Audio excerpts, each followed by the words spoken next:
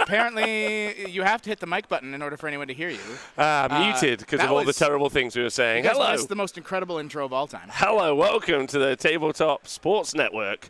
I'm one of your hosts, Rob, and the Falcon is here. Caca! This is Capital City Bloodbath 2022, the final, with 4 tathletes, tabletop athletes. Tathletes, loving it. They are playing on the tabletop. We've got some exciting matches. We're going to dive straight in and get in there as early as possible so you guys can see the hot action. Tom hopefully has pressed record as well as miking up all of the players, record on the games. Would be something, yeah, if you don't mind. Or would don't. Be good. That Just would be live good. your best life. Yes. We're not your boss. Yeah, that would be good. So the games are going to be recorded in full, and we are going to be able to go into the player audio at any moment. So we're going to start table 1. Now, both these two players, every person here is in a winning position, opportunity to win the event. But one has a bit of a tougher bridge to cross than the others. Yes, okay, but we'll talk about that in a minute. But the Francois versus Sam Procopio, Bruschetta, Sam and Francois are both undefeated and vying for their shot at the title. Yes, Sam did beat Chris Rice in the I guess we could call it semi-finals just last round with his Blood Angels taking out the Sisters in a tightly contested matchup. And we did get to see Francois playing Tim just minutes ago in a game that came right down to the wire with Francois holding Tim off on primary so long that even though he scored 34 points on that final turn 5, it wasn't enough to overtake Francois' commanding early lead. So we've got Tyranid Warrior Blobs, Leviathan versus Blood Angels with a lot of nice little tech pieces. I talked to both players before the game started.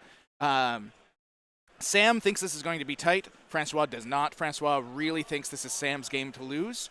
Interesting. I love it when the players think something different about how the match goes. Like on paper, this is a tight game. Two players that I would say are relatively equally skilled. Sam does have a little bit more experience, and I think that's where Francois thinks he's going to lose out because Francois has never played this Leviathan list into Blood Angels before, and Sam, because of how competitive he is, because Leviathan is probably at the top echelon of competitive play, he's played this game multiple times. So he has a bit of a leg up in the strategy perspective. He knows, like he's seen all of the iterations of this. He's Doctor Stranged it in the sense that he's lived it multiple times. Okay, all right, that seems to make sense. Sam's fresh off WTC play. Francois in the team? Francois was not on the team. Francois decided to stay home. And just grumble a little bit. He also doesn't like that I call him Francois, so I've decided for this round I'll pull it back just a little bit. Especially when he's in shooting position to take out the final. Like we have to respect him. Shout out to Francois' partner if she's watching at home. I did hear earlier that she may well be watching, and so I hope she is. So big love to you. So let's quickly go over the mission. Let's do so the missions know first. Exactly what's going on. Okay. So they're fighting for different pieces of graphic design in the 40K Millennium. Exactly. So that's the key. Sam Procopio really loves his Blood Angel themed objective markers. So we've decided to let him have that because we're pretty sure he could beat both of us up in a fight, even 2 versus 1. The man is built like the statue of David, but way faster. Cuddleable. We'll get a camera on in a minute, But anyway, what we're running now is Tide of Conviction. So this is a hold 2, hold 3 mission. A little bit harder to get those primary points, but there are a lot more. Well, there are 6 objectives on the board instead of like that standard 5 we've seen most of the event. So hold 2, hold 3, hold more in terms of points. 4 points if you can hold 2 at the end of your turn, 8 for 3, 12 if you hold more than your opponent. And then the second primary, the other primary, is Overrun. And in this case, at the end of each player's first, second, third, and fourth turn, the players whose turn it is scores 2 victory points if they control at least 1 objective marker in their opponent's deployment zone. Okay. So this is this is where you can get your extra points here. This is really good for Sam in particular because he has such a fast-moving army with so many tricks, which we'll go over momentarily. It's a little bit easier for him than it is for for Francois to get into that deployment zone and start scoring those extra points. And if Francois is not he's careful, more mobile. He's far more mobile. And if Francois is not careful, and if he tries to pull that same shenanigan of, I'm just going to push 25 Tyranid warriors into the middle of the board, Sam will punish him for it and get those extra points. He will. It really isn't in the Harlequin match, which you saw him play last game, where it was a little bit more piecemeal and he could take the punch. This is a Blood Angels army. Should we talk about what's in the Blood Angels army? Yes, let's quickly go over this. Now, we did have Sam on stream yesterday, so if you caught that, you'll have a rough idea. Sam is running a custom Chapter Master rather than running Dante. This Chapter Master has Soul Warden, so he has a 5-up Feel No Pain, and he gives a bubble of 5-up Feel No Pain against Mortal Wounds. We'll try to get him identified where he's on the table by our table bosses when he's deployed, because they're going into deployment right now. Exactly. He has Rites of War. He's carrying a Relic Blade, which is a pretty nice, stabby bit of material. And he has the Visage of Death. And so what this means is he gives out a bubble of... he has multiple bubbles on him. He gives out a bubble of Objective Secured to all units within 6 inches of him, including himself. He takes away Objective Secured from any unit within 3 inches of himself. Wow. And he has that 5-up Feel No Pain against Mortal Wounds that he gives to all the units around him. He does that all the time or once per game? All the time. Wow. That is just constantly on. This is a very brilliant tech piece, particularly into a list like Francois, because it's going to let him, at some point in this game, if Francois doesn't deal with this Chapter Master, just steal an objective straight up, because all those Objective Secured Tyranid warriors get shut off. They're just going to have to stand there looking like big dumb idiots while that one Chapter Master takes those points away from him. So that could be a key piece in the mid to late game for Sam. And Blood Angels Chapter Master being able to give out full rerolls to a Death Company squad or give out to a Sanguinary squad is no slouch, no laughing matter. So this is a big part of Sam's army, and he plays him relatively aggressively. We saw in that matchup against the Tau. And he saw it again against the Sisters of Battle. It's the main reason why Sisters of Battle game was as close as it was for as long as it was playing that Chapter Master very aggressively. He does have a Librarian here. This Librarian has Null Zone to shut off invulnerable saves. This is going to be key, really in only one turn in this game. Okay, with the Tyrant. Yes, so not just for the Tyrant. So Tyranids have an option for synaptic auras and synaptic links, where each turn they can turn on basically a power to... that turns on either an invulnerable save or re-rolls to a block of models within 6 inches of one of the Synapse creatures on Francois' side. One of the bubbles he has access to, because he took a Neurothrope, is a 4+ invulnerable save that he can just give to every unit within 6 inches of that Neurothrope. Wow. And Francois really needs to know when to turn that on, because if he turns it on at the wrong time, Sam will just wait him out and then blow up his models the following turn. So Francois doesn't want to use it early. He's got to wait until everything is committed. That being said, if he does that and that Librarian is in the right place and Sam gets off Null Zone, then that whole strategy of Francois is removed. Yeah, it's gone and out the window. Now, one of the things, there we go, thanks Tom for seeing that entire Tyranid army kind of like into that piece of terrain. As you can see, player plays terrain other than 2 pieces in the center. That's something for you all to know. I know some people super keen to know how that works, but those 2 pieces are always the same based on deployment map. The other thing to talk about is we know Sam plays very piecemeal anyway. There's Sanguinary Guard, which we saw him play in the other game. He sent Sanguinary Guard, they deleted a thing, and then they died pretty much. That was they take a lot of hits to get to die. And one thing you'll notice when you watch games with Sam is he can do things in such a way that more often than not they don't die. There's one guy remaining, and then that guy just goes off, does his own thing, pops onto an objective, and Sam just leaves him to the end of the game. Sam is very good at denying you points and denying you kills, which can be very key in some of these matchups, especially if Francois goes for something like Take No Prisoners, where he's really trying to get every kill he can. So the other parts of Sam's list, I know I'm going on and on, but it's such a it's awesome really list. important. It's really important. He's got a squad of 5 Death Company with 4 Thunderhammers in them.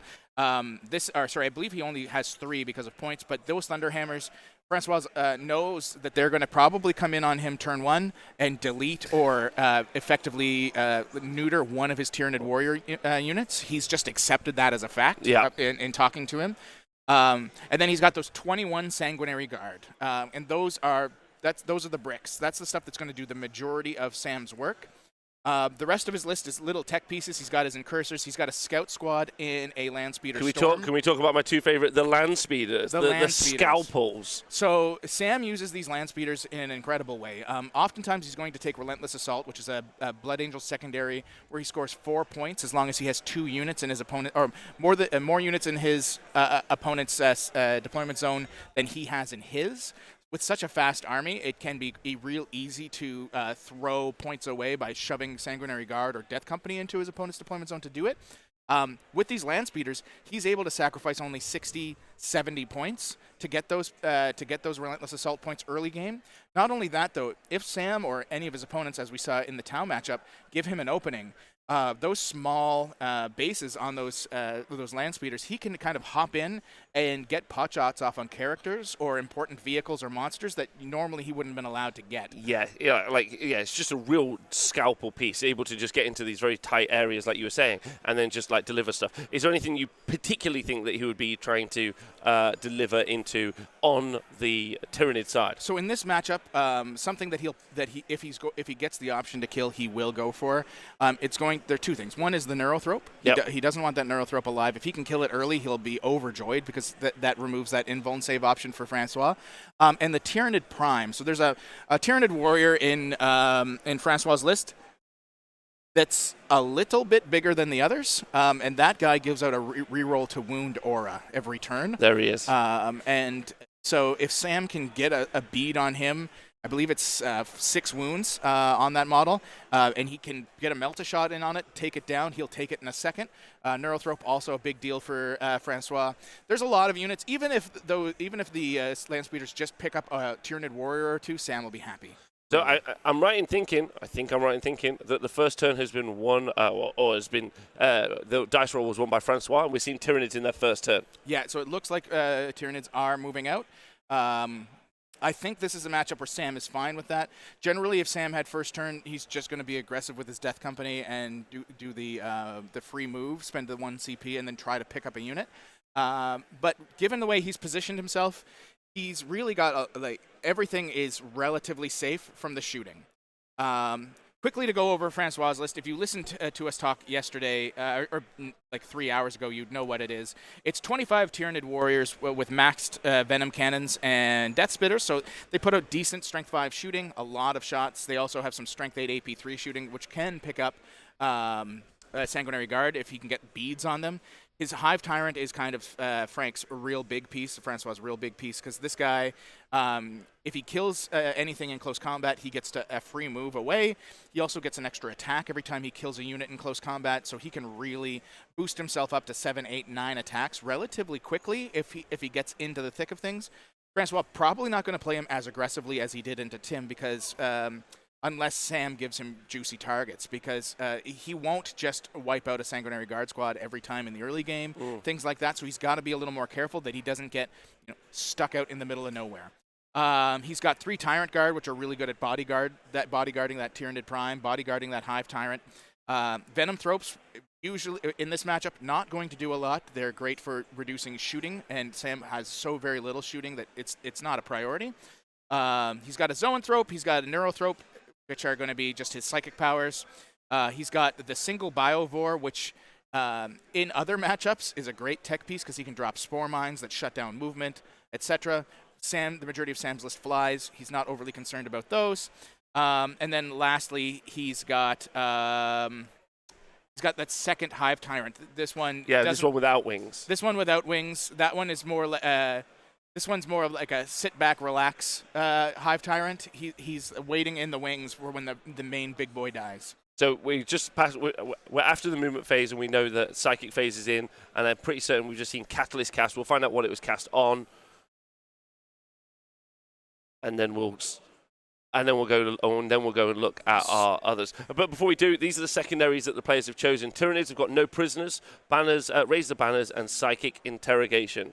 Okay. And Sam has taken Relentless Assault, no prisoners, and retrieve the data. Yes. Get me that data. Sam loves retrieve Nephilim data. I know that this is a secondary that early on in Nephilim was considered not worth being taken, but we've seen it taken frequently by these more competitive players because it is something that you can often score 8 or 12 on, almost guaranteed.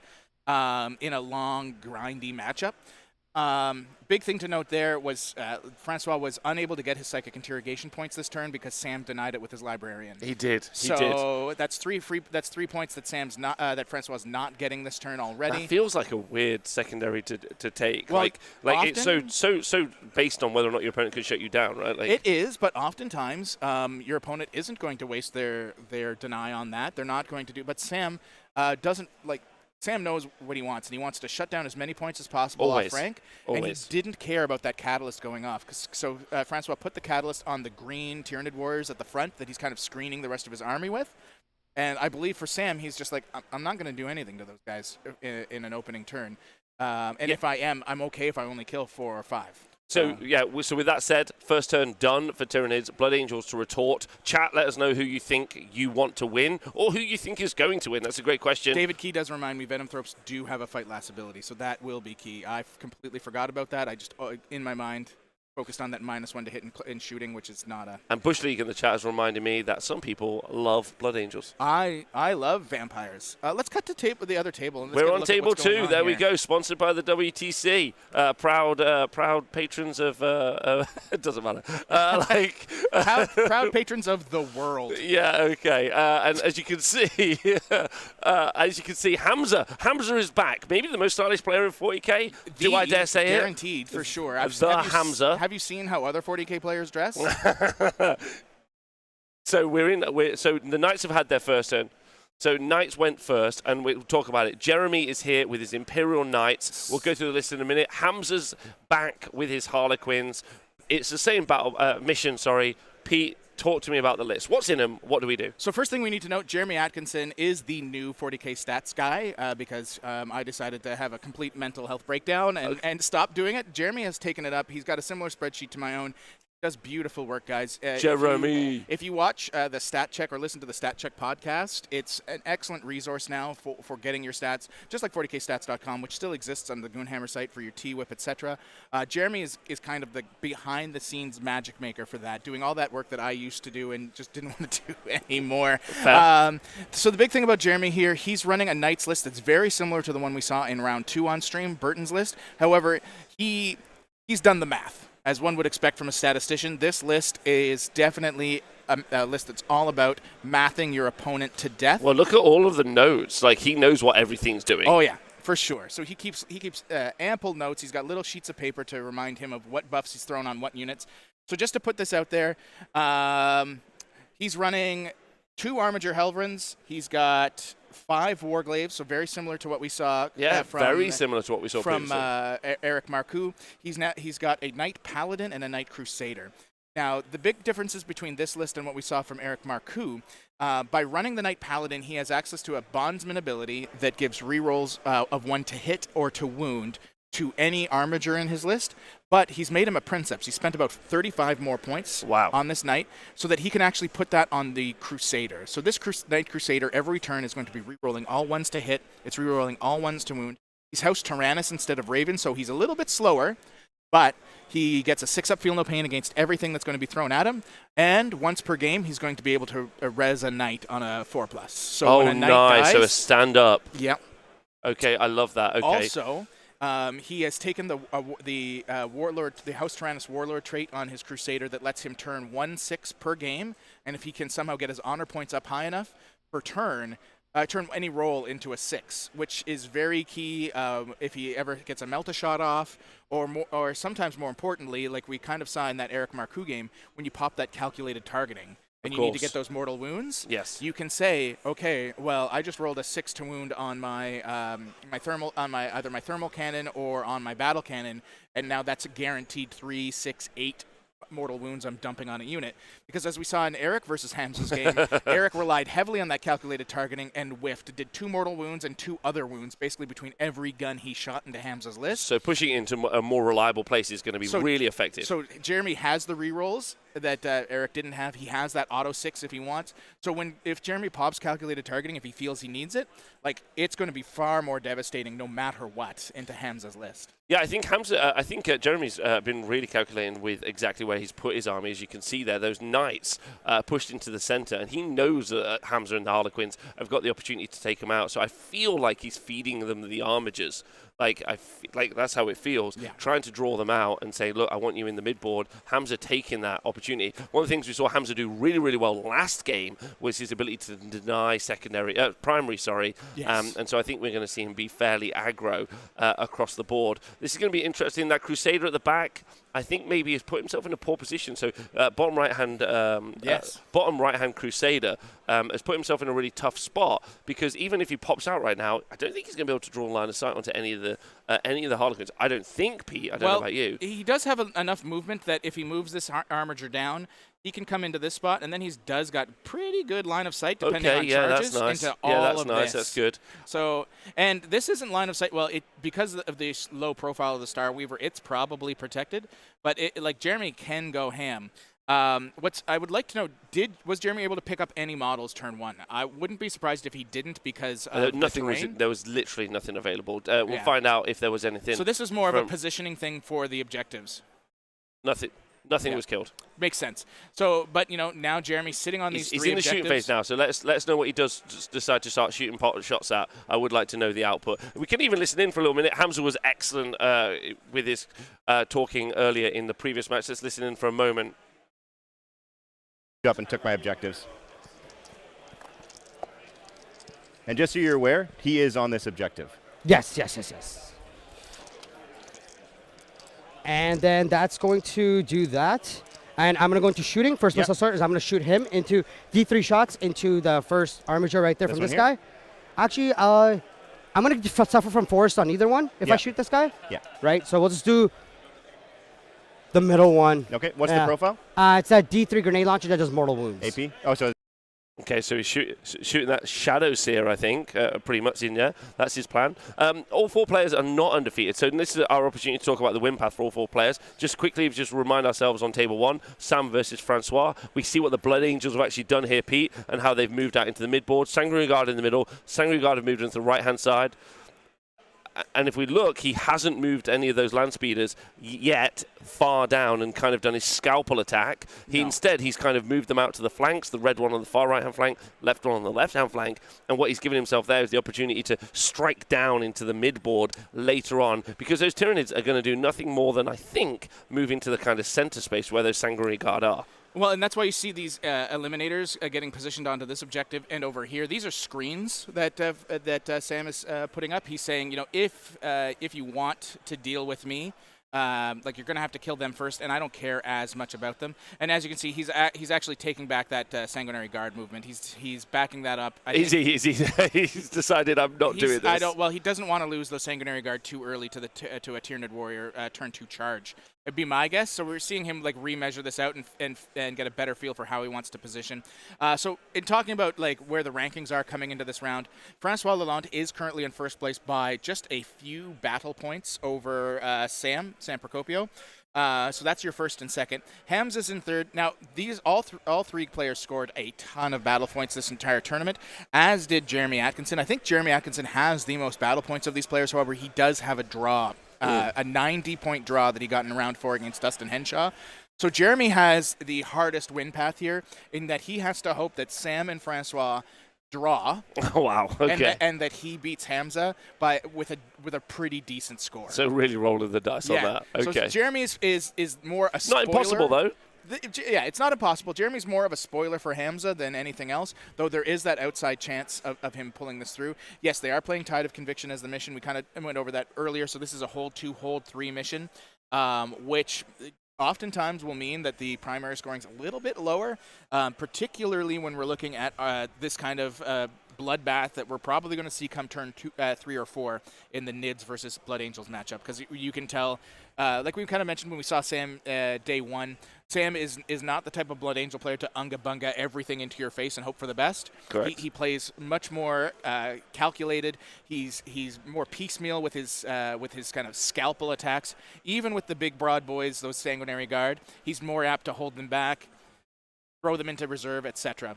So just going back to our shooting in Table 2. So just leave Table 1 exactly where we left it. As you can see, Blood Angels moving. I doubt we'll see any charges. So it'll be interesting to see what the Tyranids do as they unpack their army going into turn 2. Going over to Table 2, and we can see Hamza is in his shooting phase. And if you look in that center WTC marker at the bottom left, just near the big Knight Crusader, I think that's the Crusader. I believe that's the Paladin. Sorry, the Paladin. You'll see we've already lost an Armiger. And that really makes sense because there's a bunch of fusion pistols as well as other weapons. Yeah, so he's got haywire cannons on all of those bikes that probably did most of that work, but he does have fusion pistols. He does have neurodisruptors in there. The neurodisruptors aren't going to do much to these knights. He's really relying on fusion and the haywires. In fact, I'm quite sure this is just the haywires doing all this damage. Luckily for us, Jeremy Atkinson isn't a crazy person. He does count down as one should. Counting up is for fools and cowards. For 100%. That's how I do it, though, Pete. But I don't mind you saying that about me. You can call me whatever you like, as long as you say it with those sweet dulcet words. Well, thank you. So this is a situation where Jeremy went into this objective knowing he's probably losing both of those armigers, but if he doesn't, he's going to be super pleased. That's why he has his Paladin towed in on this objective, because he wants to keep it as long as possible. Yeah. So I think that I said this at the start. I said this at the start of that movement. I feel like the Armigers were there to draw out the Harlequins. You kind of have to, right? Because they've got the ability to piecemeal to kind of bring you off. So I think that's going to be the key piece. It's not tons to give up, especially if, I mean, that knight right there can go into what is a very densely packed little area. Yeah. And again, and I'm right in thinking the knights are going to have the stratagem to blow themselves up. They can, yes. 100% he can choose to blow himself up. I don't hate that. Especially into Harlequins. We've seen a little bit of lag here on the camera, but basically what's going on here, the second set of bikes, or sorry, the third set of bikes whiffed on this second Armiger, so Jeremy has to be happy about that, and we're probably moving into the fusion pistols that are at max range, and whatever like kind of secondary shots Hamza has available, to see if he can just whittle it down and make it a less brutal target.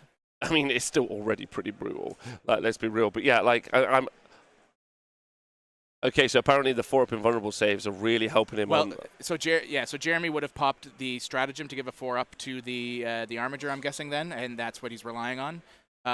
That's big news for him. It's wasting a ton of resources here on Hamza. It looks like he has to put his third bike squad into it, and I don't think he wanted to do that. But he's probably putting some Star Bolas into the big boy. Well, yes.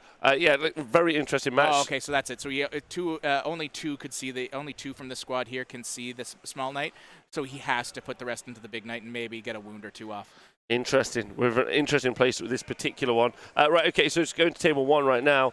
Sam versus Francois. As we can see, Blood Angels effectively just move very conservatively onto the sides. And we've seen, this is Sam's style. This is what Sam does. He gives nothing up unless it's going to really reward him. No long bomb charges, no big alphas, nothing like that here. As you can see, he's really set up. He's even moved those Sanguinary Guard on the far top right-hand side so far away. Yeah, he's pulled them back even further off of this objective because he wants to be charged. He wants to be the one doing the charging. Yeah, 0% chance he gets charged. Yeah, and he's giving Francois this third objective just under the auspice that he's going to take it back. Right, like these, I believe this is 5 Tyranid warriors on this objective, maybe 6.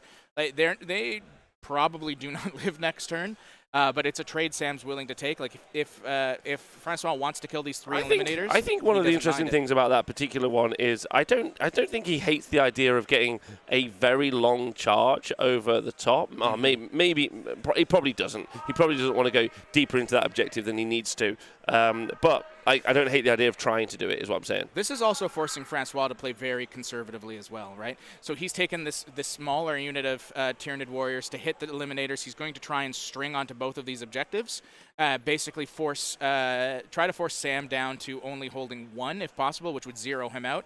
I think Sam kind of is talking him through the fact that I wouldn't be surprised if the Chapter Master's back here, so they have objectives secured anyway.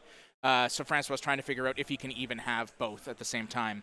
It's a good play by Francois because Sam really wanted him to go all in. If Francois had played any more aggressively, then I think that would be backbreaking to it. But playing it very, very conservatively himself, playing it safe, this is a great strategy on both players' parts in just the way that they're handling themselves this early. So we're going to see yeah, I agree. This is going to be a very, very fun match. Both players understand the mission. They understand the assignment, and they're here to entertain and make us have fun. Talking about understanding that particular assignment is Mr. Val Heffelfinger. He's going to be bringing you the updates from what's happening at the rest of Capital City Bloodbath 2022, a large multi-system wargaming event in Ottawa every year. You should check it out if you get the opportunity to. Over to the Val right now. Val Heffelfinger here once again at the World 6th Edition Warhammer Fantasy Battles Finals, as a matter of fact. Who right now is at the top of the event? That I have not actually been keeping track of.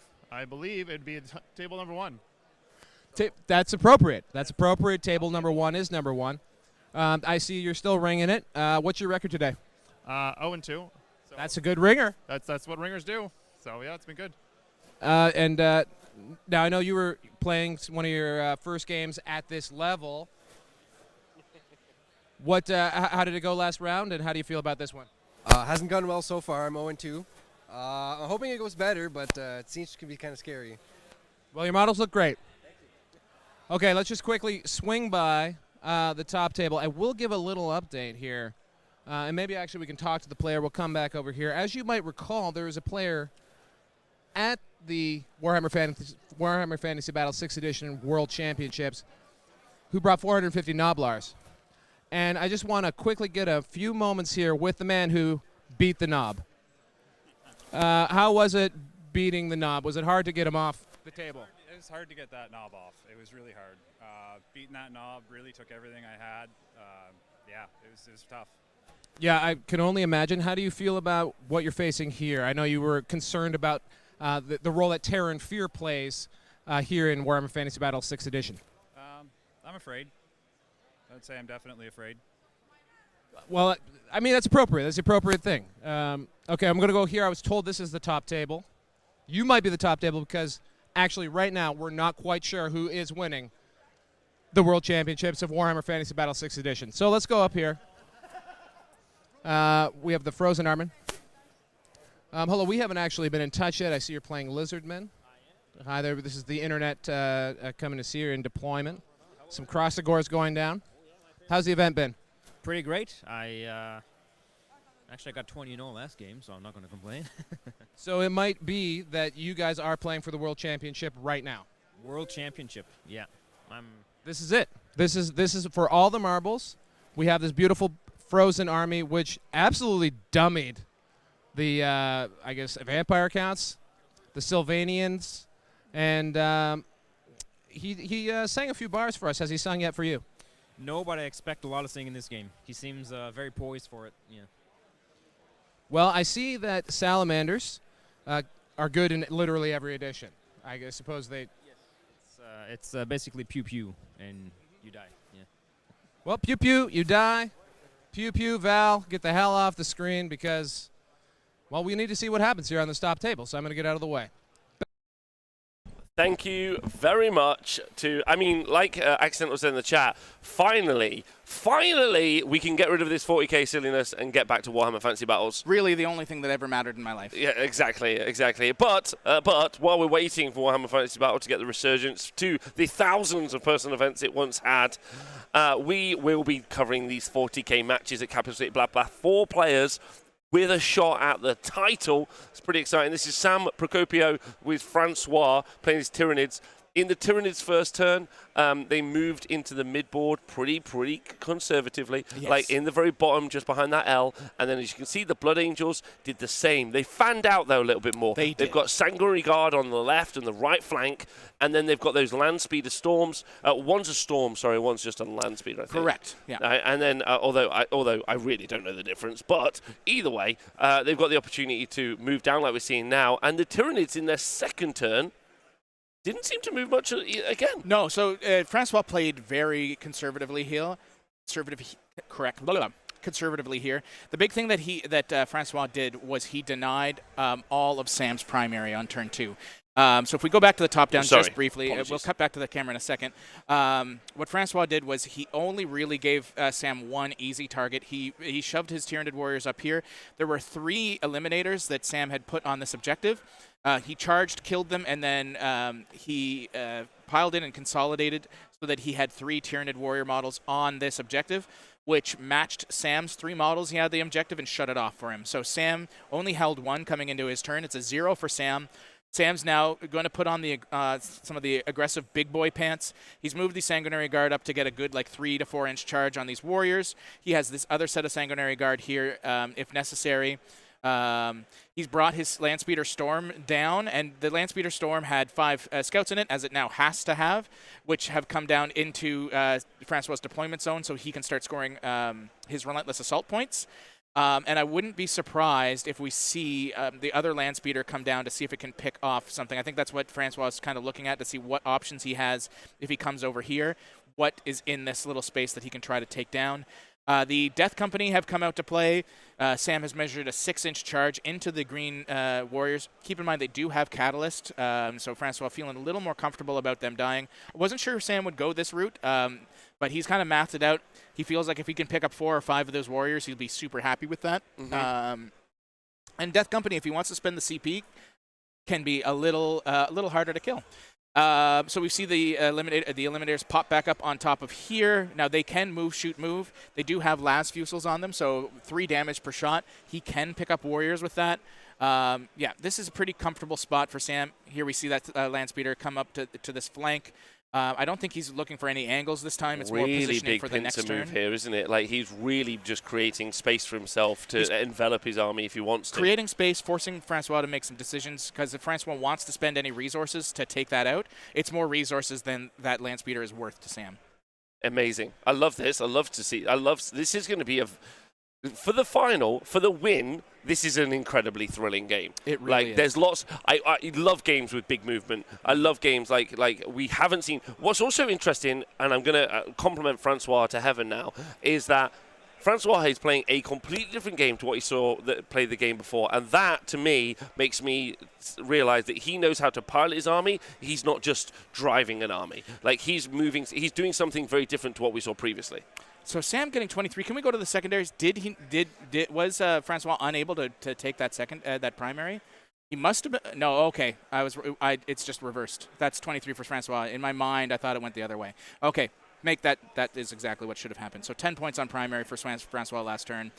Isn't it interesting he hasn't just yeeted it in compared to what he did previously? Yeah. Like, he just did that the turn before. He knew he had to shut the Harlequin down. He knew he had to control the board space. Yep. But like you said at the start, that would be a massive mistake to do the same. No. And instead, he's now tailoring his playstyle to match the threat before him, and I think that's interesting. Sam playing similar to how we saw him play previously. Yes. Yeah, but again, giving respect to those threat ranges available. Now, the other big thing here from Sam and Francois is, once again, Sam shut down Francois' psychic interrogation. So that's 2 turns in a row. Wow, 6 points. Where Francois is now only maxing at a 9, which is big for Sam. He wants to keep those secondary points low wherever he can. Yeah, let's cut to the other table and see what's going on, because this is really only going to be important once the fight phase begins. Yeah, so we've got the Tyranid warriors at the top is basically what we find. Okay, so back here, Hamza versus Jeremy.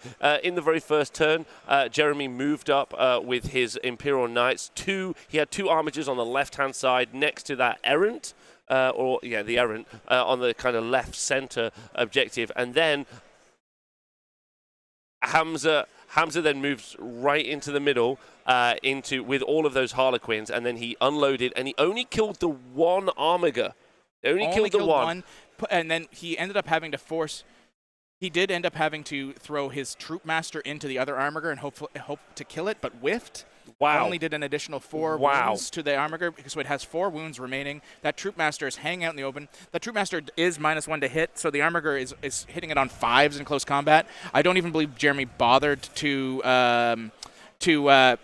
move it away because he's just going to charge it with the Errant if he absolutely needs to. He did pop calculated targeting, though, with the Crusader. He got 2 6s on the Thermal Spear, so he absolutely wiped out, had to have wiped out at least 1 boat, if not 2. So we just heard you were bigging this up, the big thermal cannon, and, that's right, and it rolled 12 shots. No, so the big thing with the thermal cannon was he got 2 6s to wound, so that was every wound he did was a mortal on that instead of regular damage. So he just did 12 mortals. So he basically popped 12 mortals onto the list. He blew up. It blows up 2 of Hamza's Star Weavers. That's crazy. So that's really big news for Jeremy, because like we saw with Eric, when you whiff on those Star Weavers, if you only kill them in close combat, now Hamza has 20 little boys with 4-up invuln saves just flopping around, making jokes, taking all your objectives away from you, and ruining your life. And he's still got charges to come in as well. Yeah, he still has now. Hamza has done a better job in this game, at least, of like blocking off the charge lanes. So that's pretty crazy. Although we did just have 3 troop die when that last Star Weaver exploded. Not exploded, but died. So Hamza not happy about that with 3 1s. Still, though, Jeremy needs to remove this if he wants to get like decent charges off. Hamza's still not in a terrible position, but because we saw him lose some boots. Some boots.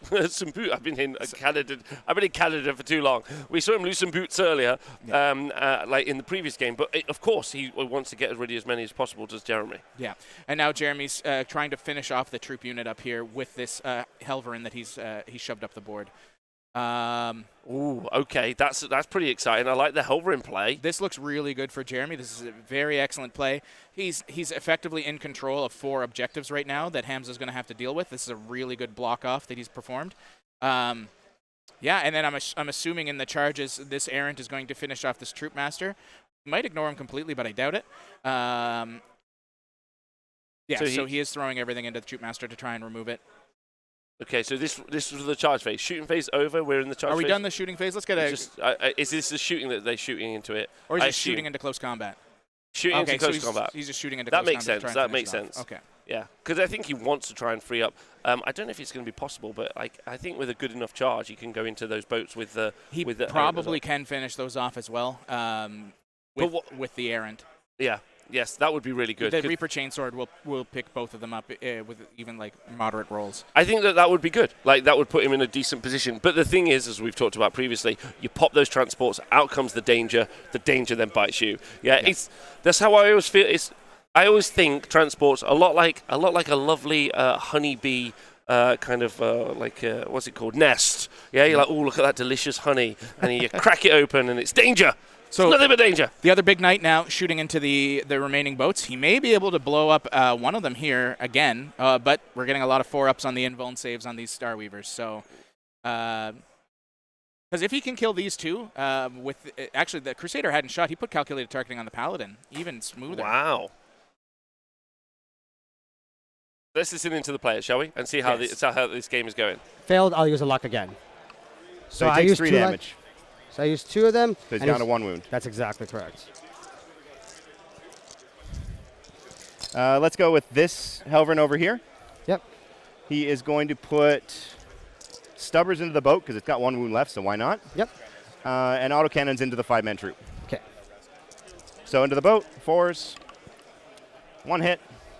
4s to wound because I have +1 to wound. Cool. 1 wound. Good. Okay. And then the autocannons, 43 shots. Oh, yeah. Yeah, baby. Let's go, Jeremy. 4s. It's a lot of shots on those. Oh, buddy. I'm sorry. I apologize for all these autocannons. 2s. This there's 5. There's a Star Weaver with 1 wound remaining. Oh, boy. Yeah. That's dead. +1 to wound. 4 guys. 2s. So that's going to be the lead. And we're just going to leave the red guy. That's a fusion pistol. So this was into the troop, so he only has 1 troop remaining. 4 1s on the invuln saves. This guy here He's just going to put everything into that last boat. So Stubbers. Okay. 4s.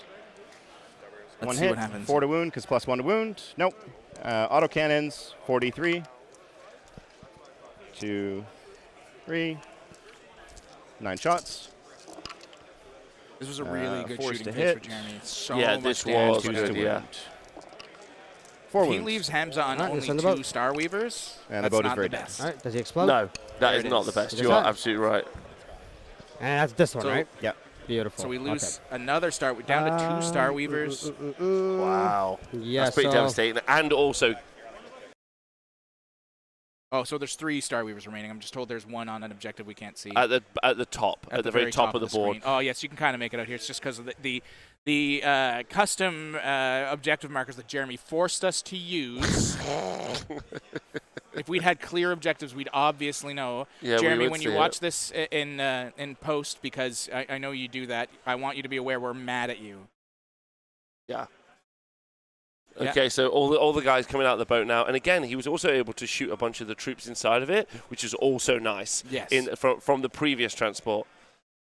And Another 2 die coming How out. much are Harlequins each? Like 20 points? Well, because he puts every upgrade he can on them, they're getting close to 25, 30 points a pop. Wow. And Wow. So that's 50 points just gone just from disembarking. Just from disembarking. Hamza's got to know that that's a tough position he's in now. But look at his face. Hamza's always happy. Yes, that's true. Just take a moment to look at Hamza. Like he is like a play. Like Oh, maybe not. I didn't know we got players. I didn't know we got players this stylish at events. So this is I'm loving this. I This just is love great. his tattoos. That hand tattoo he's got is just incredible. Okay, so just jumping over back to table 1. We still got the shooting phase to go. We got a charge phase coming in as well. I'm pretty certain. Yeah, and we can come back to that in a quick sec. Let's take a look at what's going on here. So the Death Company.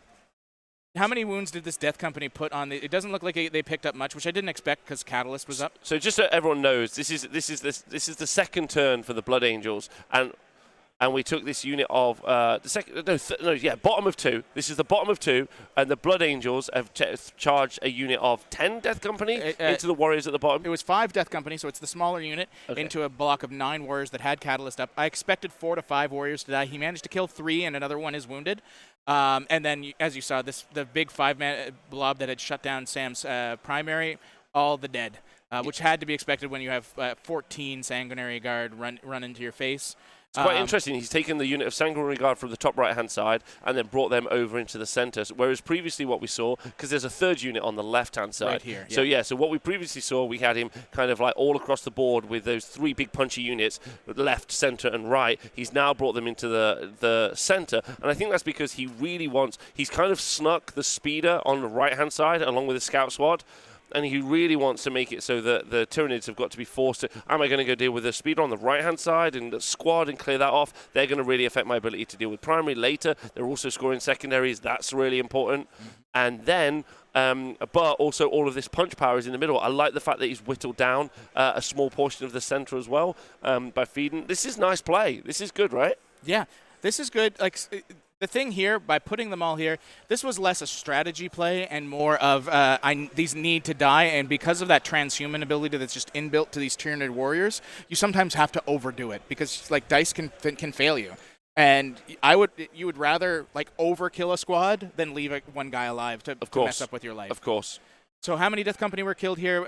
It looks like not the squad. There was a lot of ones on that wound save on those wounds from the Tyranids. Oh, wow. Francois is going to want the whole squad to go, so he's got... So there are 2 Death Company remaining. Sam's going to be super happy about that because now he's going to pin that unit in. It's got much opportunity. He's got psychic powers, I guess, to move. He can try to snipe.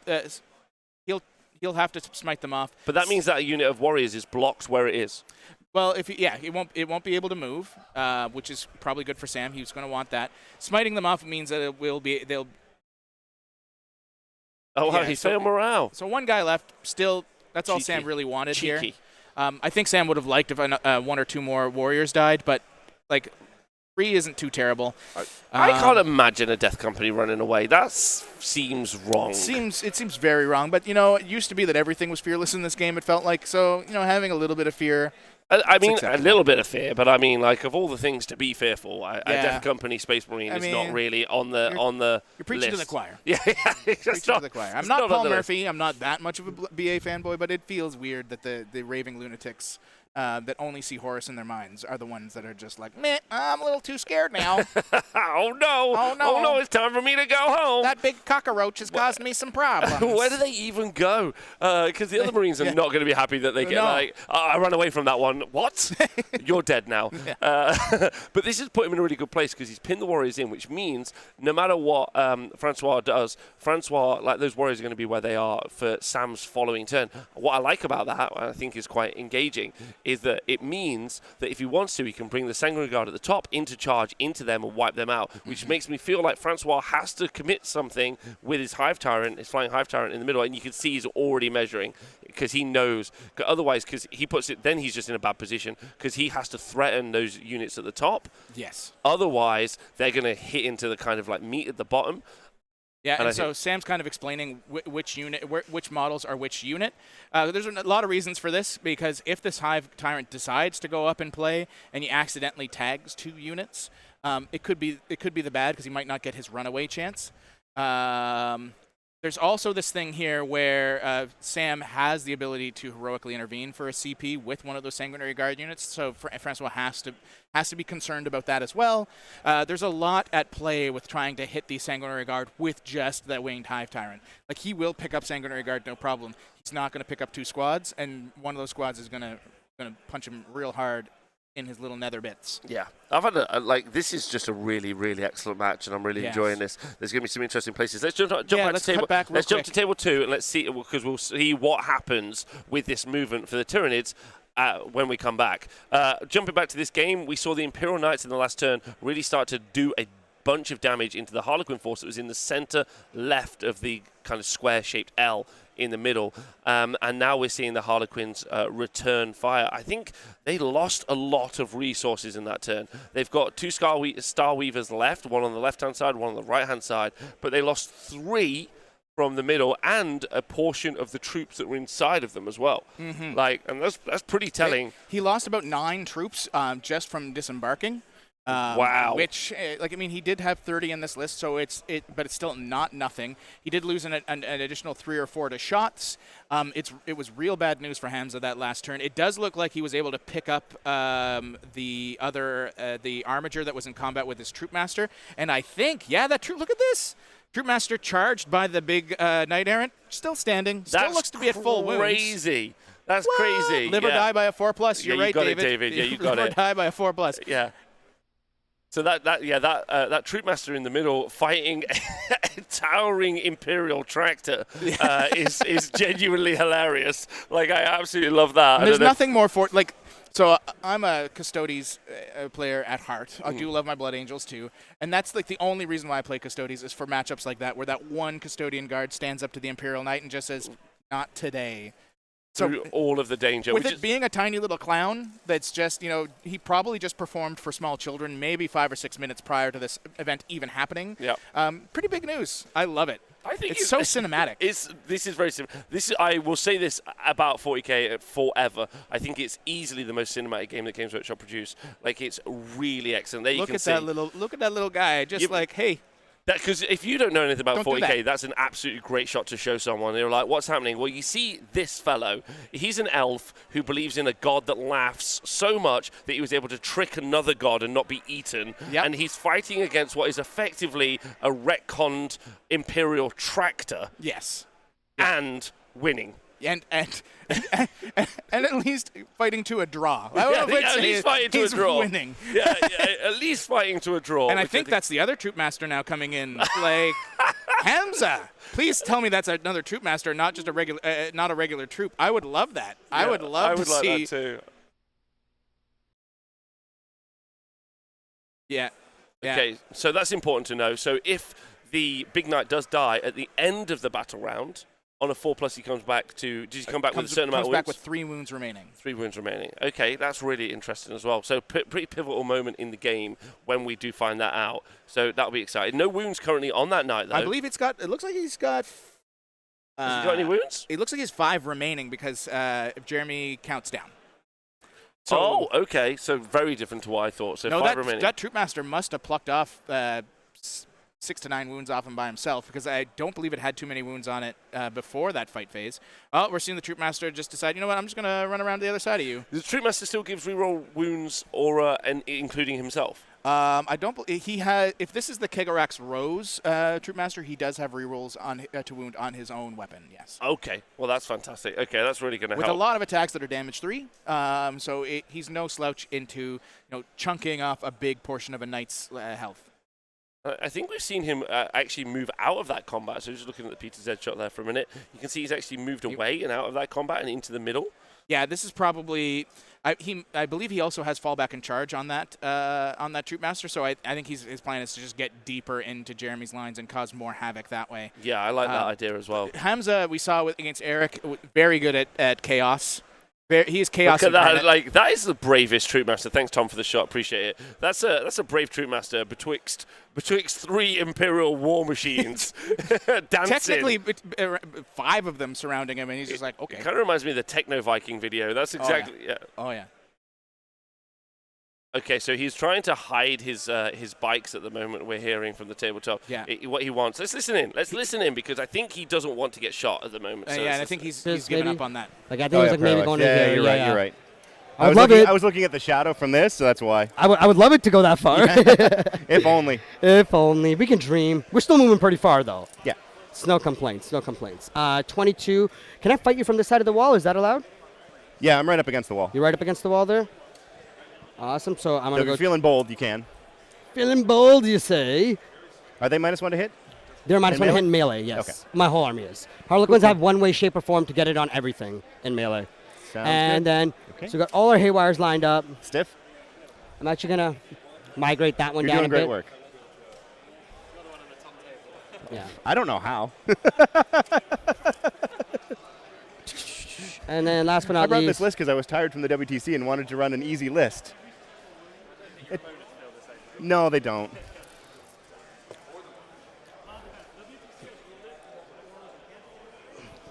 $22. Perfect. All right. I think I'm going to go with it. So that's a 2-man, that's a 2-man, that's a 2-man. So these guys are cuddling each other. We'll put the guys all cuddling each other. How's that, eh? Sounds good to me. Since you can't, you might be colorblind and can't tell the sashes. I am we go by colorblind. colors. We're so fancy. All right, so that's going to put me into Psychic. I'm going to start with the Mental Interrogate. I do get it off, good sir. Yep, but no It's going to give CP. me 3 more points. I don't think it's worth doing another power because I didn't get the CP in return with it. Yeah, and you have just that precious 1. Yes. So as you can see, they're moved into the Psychic phase. They've moved over into the far right-hand side. Those oh my God, the Skyweavers. Those Skyweavers. No, not even them, but the jet bikes. The bikes, the big space bikes. They've moved in. Yeah, the bike weavers have moved in the bottom right-hand corner, as you can see, lining up a bunch of shots. That plus the Troop Master has got so many options to do damage into that Imperial Knight bunker. We'll keep listening. You did not actually, because you went first, right? No, I'm going second. Then So I only have 1 left. Yeah, you have 1 left. Okay, then that's fine. So I will use it to reroll that wound. Oh, oops. Nope, so it failed. It's a luck reroll. Thank you so much. And then we're going to go with this Troop Master. He hits. Oh, my God. In the box. Oh, my. And then the rest of the shots here. Yep. 2 fusion pistols.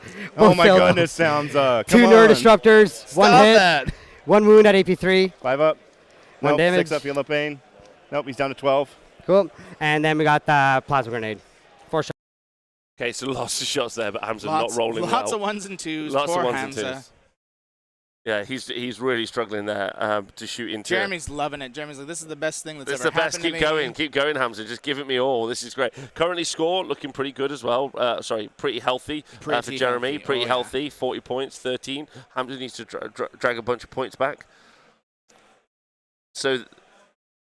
Yeah. Okay, so now we're seeing those haywire bikes on that right-hand side shooting into Shooting the backwards. knight. Yeah, shooting backwards onto that knight, because I think he did try to clear it with the units He around tried to it. kill it with the troops here and whatever's here and failed miserably. So now he's got to put the haywire in to hope to clear it, because in an ideal world, this troop squad deals with this knight, and then all of this can pick up this area. Wow, so one for damage, one for D3 mortal wound. So in a turn where he really needed a lot of output, it spiked quite badly. Yeah, so he's now got to put another squad of bikes into that hell of a. It's just not. That's not good. That's not good at all. Because those bikes are great for dealing with vehicles. Oh, and when Jeremy's they roll saving the everything. dice. Yeah, when they roll the dice, but he is not rolling the dice at the moment. No. That's the major problem that we're seeing. That's a real sad fate here. I don't think Jeremy's in a real good position because now all of these bikes are in just the worst possible spot, given that not very much died. Not at all. This is very interesting. This feels like it's going to be a game about dice. This is what this one feels like. Yeah, and I think we saw, if we go to the other table, a bit of a mistake on Sam's part that Francois is loving. Okay, so let's talk about this. So let's just keep you updated with what happened on table 1. We've seen pretty conservative play from both players dancing around as we go into this turn. But we did see a unit of Death Company, well, sort of unit of Tyranny Warriors charge into the top center, take out a unit of, I think it was Intercessors in the middle. It was Eliminators, yes. It was Eliminators to grab that objective. Then the retort from those Sanguinary Guard, you can see at the top, wiped them out. Also, a unit of Death Company charged into the bottom and killed, I think, three Tyranid Warriors at the bottom. Then that left us with the Tyranids to go first, and as you can see, they've aggressively unpacked. Tyranid Warriors on the left, Hive Tyrant in the center, and then Tyranid Warriors on the far right, going after that Speeder, splitting the army up, which I kind of think the Speeder's job was to do. Exactly. So, well, it wanted to get those relentless assault points. So this Tyranid Warrior unit here moved over, killed the scouts just now over here, and now he's going to be picking off damage. The bit of mistake that we saw Sam make was when he positioned the Sanguinary Guard, he wanted to do it in such a way that if anything came to charge the Sanguinary Guard, he could heroic with the other unit, and just like overwhelm whatever did it. However, he left enough space here, it seemed, at least to Francois, so they're going to remeasure it to be sure, where if Francois made the charge into this corner because of that 2-inch engagement, that Sam wouldn't be able to get the full heroic in with his models and tag that Hive Tyrant with very many guard at all. So Francois is going for it because this gives him the shot to wipe out a Sanguinary Guard squad effectively for free and run away if he manages to kill all 7. This is the Hive Tyrant with the Reaper of Obliterax, so he does do mortal wounds. He's going to be sitting on. He did spend a CP to get 3 additional attacks on this, get D3, but he rolled a 3, so he's going to have, I believe, 10 attacks going into this Sanguinary Guard squad. Wow! Hitting on 2s, re-rolling 1s, if I'm not mistaken, and then wounding on. Oh, hitting on 3s, yes, because Sanguinary Guard do have their scary masks. So we'll see how many Sanguinary Guard he's able to pick up. So here. again, Pete, the mistake, so I'm super clear on it. What we're saying is Sam got his Sanguinary Guard slightly too close, or not close enough. He put them a little too close to this wall. Okay. And because of that, like 2-inch. So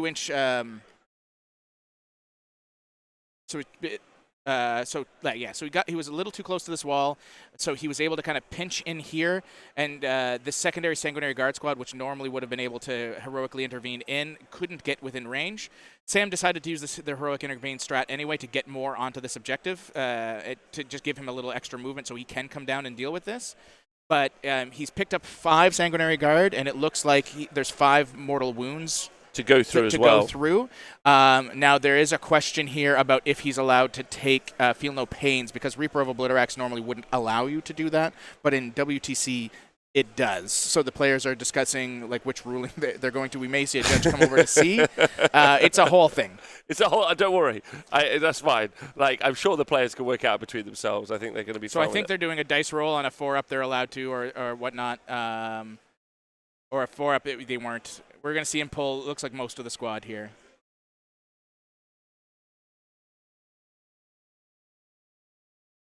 Okay. Oh, no, that's what happened. So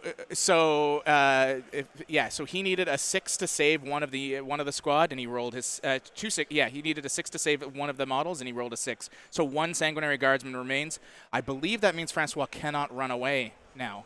from the close combat, which is kind of what he wanted to do. Because you have to wipe the unit out. That's huge. So That's really big. So he's done his charge in. He's been able to kill 6, but a double 6 save meant that one Sanguinary Guard stayed. Amazing, which means that unit can't teleport away. He cannot tell. He has to stay there. Francois. Oh my God! Exciting. The look on Francois' face is one of both glee and sadness. You can see it in his eyes. He's like, that means he's gonna get slapped by the other unit of Sanguinary Guard next turn. Okay. Oh, and that Sanguinary Guard punched back and did 4 wounds to the Tyrant already. Wow, that's pretty good. He's going to be really happy. Don't forget, there's another unit of Sanguinary Guard in the top left-hand corner, and there's that unit. And there's another one here. Yeah, there's one here. There's one here. He still has Assault Marines that are in deep strike. He does have this Land Speeder just hanging out that can go literally anywhere. So we're going to get our scores for that turn. A big play for Francois. Also a bit of luck on Sam's side in that that Hive Tyrant is now. In order to win the top, win the title, you've got to get the luck as well. But you know what? This isn't terrible for Francois at all. This isn't the game ending. It's just he loses a big tech piece in his army. He's still got 18 warriors hanging out. 17 warriors left on the board. Yeah, I mean, and another Hive Tyrant. I mean, it's just one of those really engaging moments that occurs, and actually maybe when you go back and replay the tapes, you think actually that was the moment where things happened. Right now, because it's live, we have no idea what the result is going to be. Yeah, we don't know what's going to happen. And I think that's going to be really nice for Sam and a little bit disappointing for Francois. But we'll see whether or not it affects the game overall. There must have been something they forgot because they're rolling a ton of dice here. We'll just make sure we find out what that is. Yeah. No. Oh. I was going to say so that was clearly going to Speeder. always happen. Yeah. Shoot the scout squad and charge charge Sam that. just let him take it. It's not a big deal. It was something they just completely forgot. Sam, both these players, excellent sportsmanship. So when Francois said, "Hey, I forgot to do that," Sam's like, "I don't care. Just go ahead." Do your charge. That's exactly what should have happened. Yeah, that's exactly what I should have done. But one of the things that really happens when you get hyper focused on what you're seeing in the center there is with that is you end up having such a techie conversation about what you can and can't do. Yes. Then you're like, okay, now I'll do the thing. Now I'll do the thing, which is a bit much. And look at those players just having a nice time. So big look wave. at Francois. Hello. I said I would never call him that again, but I'm gonna. Big wave to him. Only because Val hates it. So let's cut back over to our other game, 37-26, much closer game now.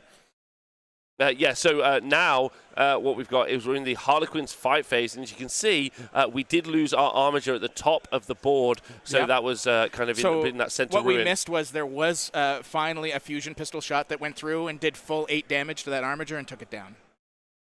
Okay. Oh, and now we're seeing what we're seeing attacking to the bikes. Oh, we're seeing the Knight going into the bikes. Knight's close combat now. Wow. Okay, so this is still the Harlequins' turn. It was their close combat decision to charge the bikes in. Interesting, maybe to eat up the Overwatch so they could also charge in an additional unit. Maybe for the Troop Master, yeah. Yes. We'll get a little update here to see exactly what's in combat with these Knights. I think you're right. I think it's going to be the Troop Master. I think the boats went in, took the Overwatch. That's really clever. That's very... Oh, no, not yet. I guess we're just going to see silence. No. Okay. Okay, so the Bastard Helm Armiger took 2 wounds. Did the Troop Master go into the large Knight? Please and thank you. That's the question we kind of want answered. The Troop Master went into Bastard Helm. There we go. We can see him at the bottom. But, that's the same thing, basically. There we go. Oh, at the back. Yeah, so wow. He's gone all the way back. So we see, every one of these Knights has taken some kind of damage. Not a lot, though. But enough. And it means Jeremy's going to have to reposition a lot if he wants to actually get, effective shooting in. He's already suffering -1 to hit against a lot of this stuff. We're seeing more wounds coming off from that far Armiger, probably from these bikes probably charged into it here. Hamza's doing whatever he can to pen Jeremy in. That's what this is about, is to keep Jeremy down here so that he can kind of try to hold him a little bit off on his primary. That would be my guess, is this plan right now. He really does not want people to score points. That's Hamza's whole trick, right? Well, especially when he's down 27. Oh, Okay. so the Knights on the far-hand side have gone down to the bikes. Both players are having lost a lot of resources, but now we're down to But Jeremy's 2 biggest resources are still heavily in play. Yeah, they are. Yeah, they are. And Hamza lost a lot in that opening, so the second round of shooting. losing all but 2 of his boats was huge. I believe he's down to 1 boat now by the looks of things. So like it's not.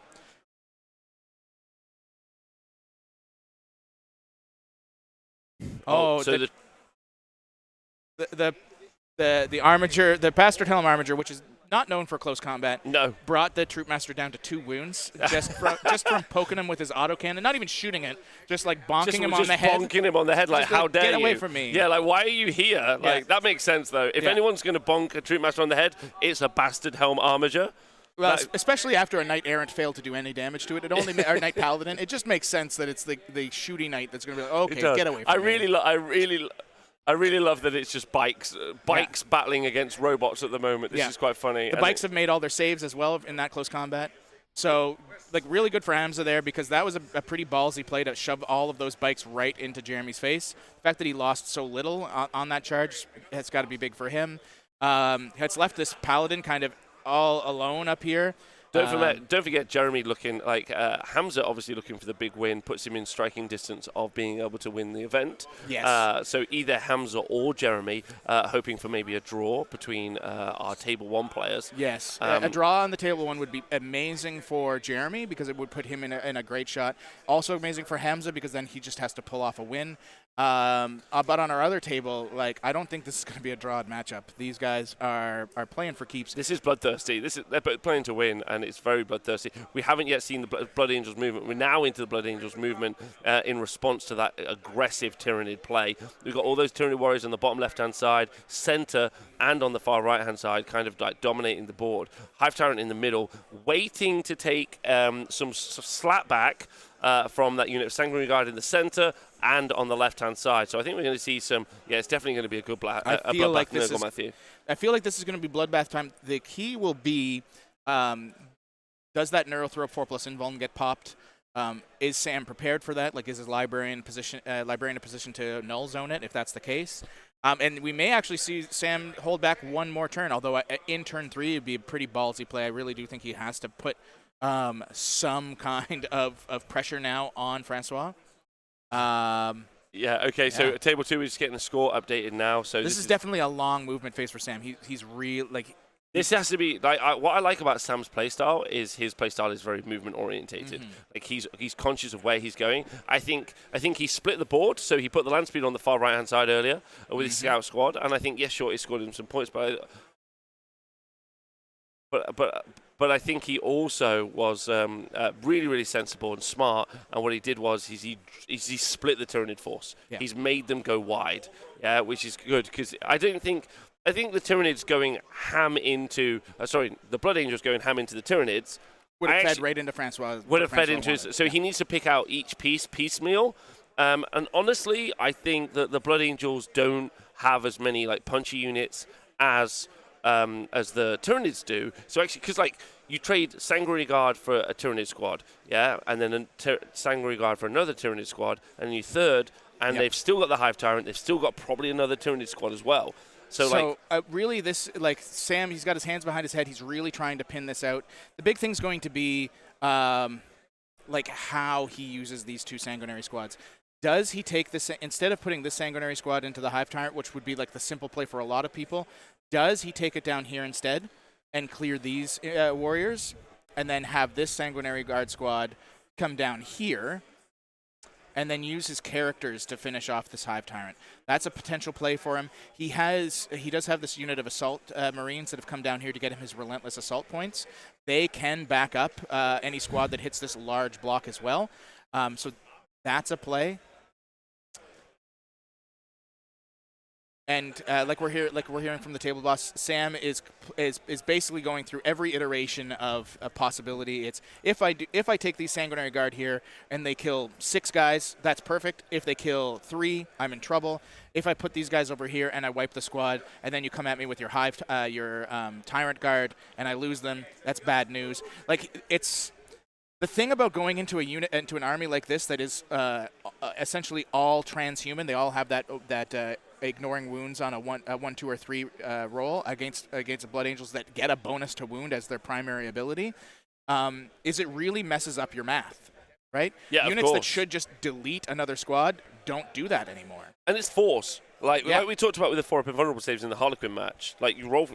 I know there's averages and maths, and that probably should be something we discuss a lot. But ultimately, 4s are either going to absolutely win you the game or absolutely fail. Yeah, like you live I think it was David or something said earlier. You live or die by the 4+. That's like the Custody model. It's the Harlequin motto, and now it's the transhuman model. Yeah. Like so, like I think that's also because it's a DPS check with a little bit of a bonus, spicy. I really like Francois' list. I don't know if this is something that people are playing a lot at the moment. It is. Like I said. It looked like the main thing is that you often see like harpies or something else in it there, but any Swedes in the finals? No, the only Swede here is the Swede in my heart. Yeah, there were some Team Sweden jerseys, but those were all stolen at the WTC, as Canadians do. The Canadians actually said that the Nordics were their favourite people to actually play Warhammer against, and take their things. And also take their things, yeah. Okay, so it looks like there's Sangorni guard on the left-hand side and moving into the middle as well. So he's going for the guaranteed kill. He wants to guarantee he kills this Hive Tyrant. So they're going to come in here. Are we seeing a multi-charge? Because I feel like with the interrupt, that's a problem, right? Like, that's going to be a major issue. So he took the other unit standing guard in the middle. He's pushed them, like, forward, so like you say. So they can come down here for sure. Yeah. Honestly, like, looking at the board state, I think Sam just struggles so much. Like,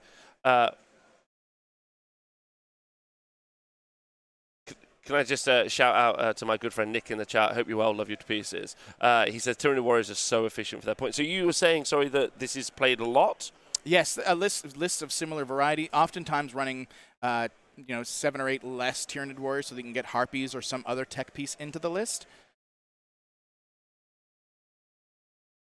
Oh, okay. So Sam has asked if the Hive Tyrant can fight on death. He was informed that yes, he can. He would be on bottom bracket when he does so, but because of the stratagems and everything, he could still get himself up to a respectable 7 or 8 attacks. So Sam's changing some things up. Francois has gotten a couple takebacks from Sam. Francois is letting him do the same in terms of like what he's going to put in the Hive Tyrant. You're seeing the characters that he had sent up are going back because he doesn't want to lose like a centerpiece model in this army to the Hive Tyrant, thrashing around in his death throes. Yeah, I think it's going to be really important that he maintains as many resources as possible. Because my personal opinion, from a board read, I think that actually that looks very, very daunting. Personally, when up against all of those Tyranid Warriors, like honestly, just looking at it, like you're like, wow, that is a lot that they put on the board. I know that you're paying a lot for those Sanguinary Guard as well because they're just so effective. Yes, they're very efficient. They're mobile and they're effective. Oh, sorry. Okay, well, while we see how he does finally move all these units around, let's just pop back to table 2 and see what's happening here. As you can see, we were able to get our 2 big knights still out of the combats. Yeah, they fall back for free, so they just kind of wandered away. Like, we're going to do our own thing, and we're still going to kill you. Jeremy's still pretty comfortable, I would assume, in this position. But Hamza, like we said, Chaos Incarnate has definitely at least forced Jeremy to make some decisions here. And now we're into the shooting phase. Okay, can he delete? He's got a lot that he needs to get rid of. A lot. But I feel like he's got the tools. Okay, so in the bottom left-hand corner, the bastard Helm Helvrin into a Troop Master who's already survived a fight with a Knight Errant. Sitting on 2 wounds right now. Sitting on 2 wounds. He fought a Knight Errant, didn't die, ran away, charged into it, the Bastard Helm guy, didn't kill him, and then took 3 wounds, and now has been shot by that same Helvrin. Helvrin, and used up all the luck dice he had remaining at the time to stay alive. So he took 8 autocannon shots with +1 to wound to the face and just said, no, I don't want any of this. Not today. Not today. Not today, Satan. So at the very bottom of the board, 1 Troop Master with nothing left to live for but murder is fighting against the Bastard Helm Helvrin. And actually, that's a really nice way to kind of end the event. That's a really nice moment. Yeah, for sure. That's a super nice moment. I think the Harlequins really give you nice moments like that on the tabletop. Yes. Like they really do. I think we might have... There he is. Look at him. Look at this. This is amazing. That's so good. I absolutely love that. And if we cut back to the top down just real quick, I mean, that is beautiful. We see all of one bike squad picked up by the Avenger Gatling cannon here on the Crusader. So one gun picks up all of those bikes. There's still 2 remaining from this other squad. Not good for Hamza. Hamza would have liked to have had at least 1 remaining. Okay, that's all the shooting done. Okay, not tons of damage done, really. Oh, there's not a ton of models left. I mean, there's probably stuff hiding because troops are so small, but... Yeah. Okay, so we're seeing the Paladin charge into the Star Weaver and probably the Death Jester, the Death Jester that's on top. That's a very light charge. We get that light CP going, so I wonder which one he's going to move. When he's more, is it the boat or is it the sniper? If he moves the boat properly, the knight might just not even be able to get into it. So it'd be an interesting play if that's what he goes with. Like, he could put it in such a way that the knight can't get around the Death Jester. That would be I'm curious. Either way, the troops in the middle are going to be. Thank you to Nergon Matthew. Oh, so what he's looking to see is if he can 6-inch move to the other side of the knight. Okay. Okay. Which would force the knight, if he charges, to not be on the objective. I get it. I see his play. So. Yeah, so what he's doing here is he's chosen to spend a CP to shift so that the knight cannot hit the Death Jester as well. He can only hit the boat. So good play by Hamza. He must want that Death Jester to survive, and he's doing everything he can to force it. Interesting match. By the way, we are into the charge phase on table 1, and as you can see, the Sangreal Guard in the center did charge into the Hive Tyrant. However, we haven't seen any other charges. That Sangreal Guard in the middle moved back, and I don't think we haven't seen. So there's 2 left. There's 1 that was reduced down to 1. There were 3 big bricks at the start. 1 reduced down to 1. 1 is now at the back, a piece of terrain there, and then our other unit is in the middle. And this is my problem that I see, Falcon.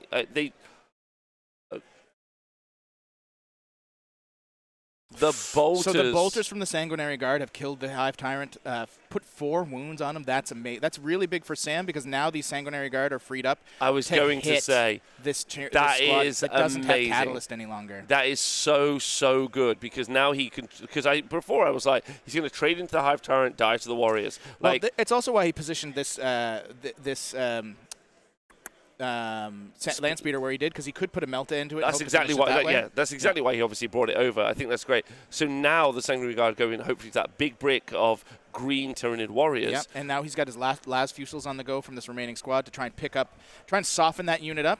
I'm not I get it. I think I would do something else. I mean, it makes his charge harder, but he does get that bonus to movement.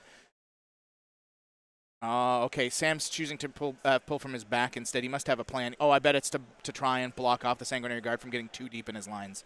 So they should that unit of 7 should delete the unit of Green Warriors, right? It will, and then it'll get deleted in return. But it's good for. That's kind of what I mean. Like the Sanguinary Guard going to the greens. That's why I would be shooting something else. Oh, so these are the Assault Marines in the back.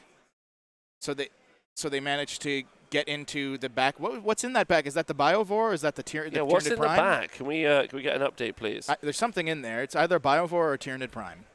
Oh, a Zoanthrope's back there. That's good. That's one less. Oh boy, he's about to be a Noanthrope. That's what he's about to be. Yeah, I mean he's got a Lightning Claw in that unit and a lot of chainswords, and really you just want to put mass attacks into that Zoanthrope. Our Assault Marines are in. Assault Marines, Falcon, common. They had not been for the longest time, but very recently we've seen Stephen Box pull them out, and we've seen Sam start to use them because it's a very cheap junk pack unit. It's great for if you're using that for a Pawn Wings of Fire. It's great for the Blood Angel secondary that you score if you deep strike in and kill a unit. Because they're so cheap that you get your Relentless Assault off with them. You don't mind leaving them in deep strike for a few turns. Yeah, they're a really great tech piece that Sam's been using for a decent amount of time. Yep. Okay, so we should see all of these Tyranid Warriors die. I think Francois is debating if he puts the 4+ invuln on them or not. And he's chosen not to. So he's just going to accept that they're dead and that he's going to be able to kill those Sanguinary Guard in return. Sam just has to be happy that the bolters were the only thing that that he needed to kill that unit, because it really means that he's going to delete this whole squad. Let's have a look, see how the players are doing in this match. Let's see how they're. Let's hear them. There's going to be a lot of attacks. Oh. Yep. I missed with like 5. 1, 2, 3, 4, 5. And then wounding you on force. Oh my god. Come on, dice. Help me out. Force. That was a lot of force. Yeah. So it's 3. See, that's why you don't do it. 6, 9, 12, 13, 14, 15, 16, 17. 17. That moves out of your way. 16, 17. So have you ever seen someone roll 17 5-ups, Sam? Today will be the day. Yeah, your way. There you go. They're very dead. Oh my lord. That was not even a good roll. Jesus, Mother of God. Yeah. Mother Mary Joseph. Okay. Sorry. Well, the remainder of that squad's been picked up. Really good roll on the wounds, really poor roll on the saves. Francois was pretty sure they were dead anyway. We'll have to see how this goes. Sam's secondaries, we can pop them up for you guys. He took Relentless Assault. He took no prisoners, which we're going to find out at the end of the game. And he took Retrieve Nephilim Data. So Sam's really looking here to clear enough of the board in this turn that next turn he can start maxing out his Nephilim Data points. Relentless Assault, he has these piecemeal units that he can kind of do what he wants with to keep scoring that 4. And that's another reason why he wants to keep Francois out of his back line. So if we cut back to the table, he's going to get another 4 this turn because of those Assault Marines that hit that Zoanthrope. And he's put himself in a really good spot. I mean, that Sanguinary Guard squad is probably dead. For Sam now, it's more about how many resources is Francois going to commit to them. And will he have to commit to them? Because the more he commits, the easier the easier he's going to have when he sends the Sanguinary Guard squad down for the next turn. Yeah, of course. Yeah, that's going to be the major issue. I think he wants to lose. I think he wants to lose none of those. Okay, well, while this game is exciting, we're going to find out what's happening in the rest of Capital City Bloodbath. It's been a really, really exciting weekend, and I'm excited to see what Val has got from the rest of the event in this multi-system event. Over to him right now. Thank you very much, Rob. Excellent throw. Actually, Val Heffelfinger going to take a time out here. So we have a local author, J.D. Mitchell. He's been here, self-published a novel, and I just really want to give you a chance to share a little bit of your story for the stream. Great, thanks, Val. I've been watching your footage. It's really professional, very slick, so it's good. Thanks for the opportunity. Thank you very much. Now, a lot of people, I'm sure, said COVID pandemic's happening. I guess I'll be a writer then. But you actually, put it together and crafted a novel and are publishing it. What made the difference for you? Well, it started pre-pandemic. The book started as a short story, and basically taught myself to write by writing this. And worked with a lot of established writers and hired an editor. I just turned what was a story that was in my head that I couldn't get out of my head, just had to get down on paper. It just took a life of its own and became a novel. So that's amazing. So if there are any aspiring writers out there, what do you say the most important thing for them to do is if they wanted to actually get to a nice manuscript? It's persistence. You got to put yourself out there. You've got to roll with the punches. You're going to get a lot of negative feedback. You're going to fail a lot. In terms of writing, if you're starting with short stories, if you're putting chapters out there, wherever you're putting out your work, you're going to get a lot of harsh feedback. But you gotta realize that people are trying to help you, and you just roll with it. And you need an attitude of constant improvement. And little Kaizen. Yeah, as long as you stick with that, you'll get there. And it's going to take a lot longer than you think. It'll probably take years, but you'll get there. Amazing stuff. Now, just before we move on with some more silly updates, just very quickly, what's your book? Quick synopsis for the audience. Yeah, no, it's a dark fantasy coming of age. It's got a dual storyline. So our main character, Haskell, he's your old school fantasy protagonist. He's tall, he's strong, he's good looking, he has lots of money, but he sort of hates his life. He's raised by some shady merchants. So he runs away. He wants to be his grandfather, who was this famous pirate turned hero. Runs off to the borderlands to join a guild to become an adventurer. And that's where we meet our second protagonist, which is Froba. She's everything Haskell isn't. She's small, she's skinny, she doesn't have any money. She's trying to stay one step ahead of her the corrupt guard that's working her. And they run into each other, and they just have to decide who are they going to be. And you got to read the book and see what happens. All right. Well, thank you very much for your time. Springtide Harvest, J.D. Mitchell. Thank you. Someone in chat has said they got your book. Fantastic. Look at that. Internet advertising works. Unless you stream Warhammer, give us money, you. Anyway, we'll just keep moving along to what everyone is probably interested in. Actually, I'm not sure if you are. Rob, should I keep going, or are you guys back? All right, let's take a quick stroll down here. We'll go say hi to our big Noblar. Here in the World Championships of Warhammer Fantasy Battle 6th Edition, we're just coming down the row, a veritable murderer's row. The Noblars are stuck in it with some Warriors of Chaos. A lot of knobs not on the table right now. That's looking good. Over here we have Dan the Ringer. Not doing such a good job ringing on this particular round. He seems to be winning, but that's all right, I guess. Everyone's got to have their moment. Here is our friend the Kid playing Dwarves, and looks like he's mercilessly beating down his opponent. That's nice. And then finally here, some Empire not fleeing in terror. That's good.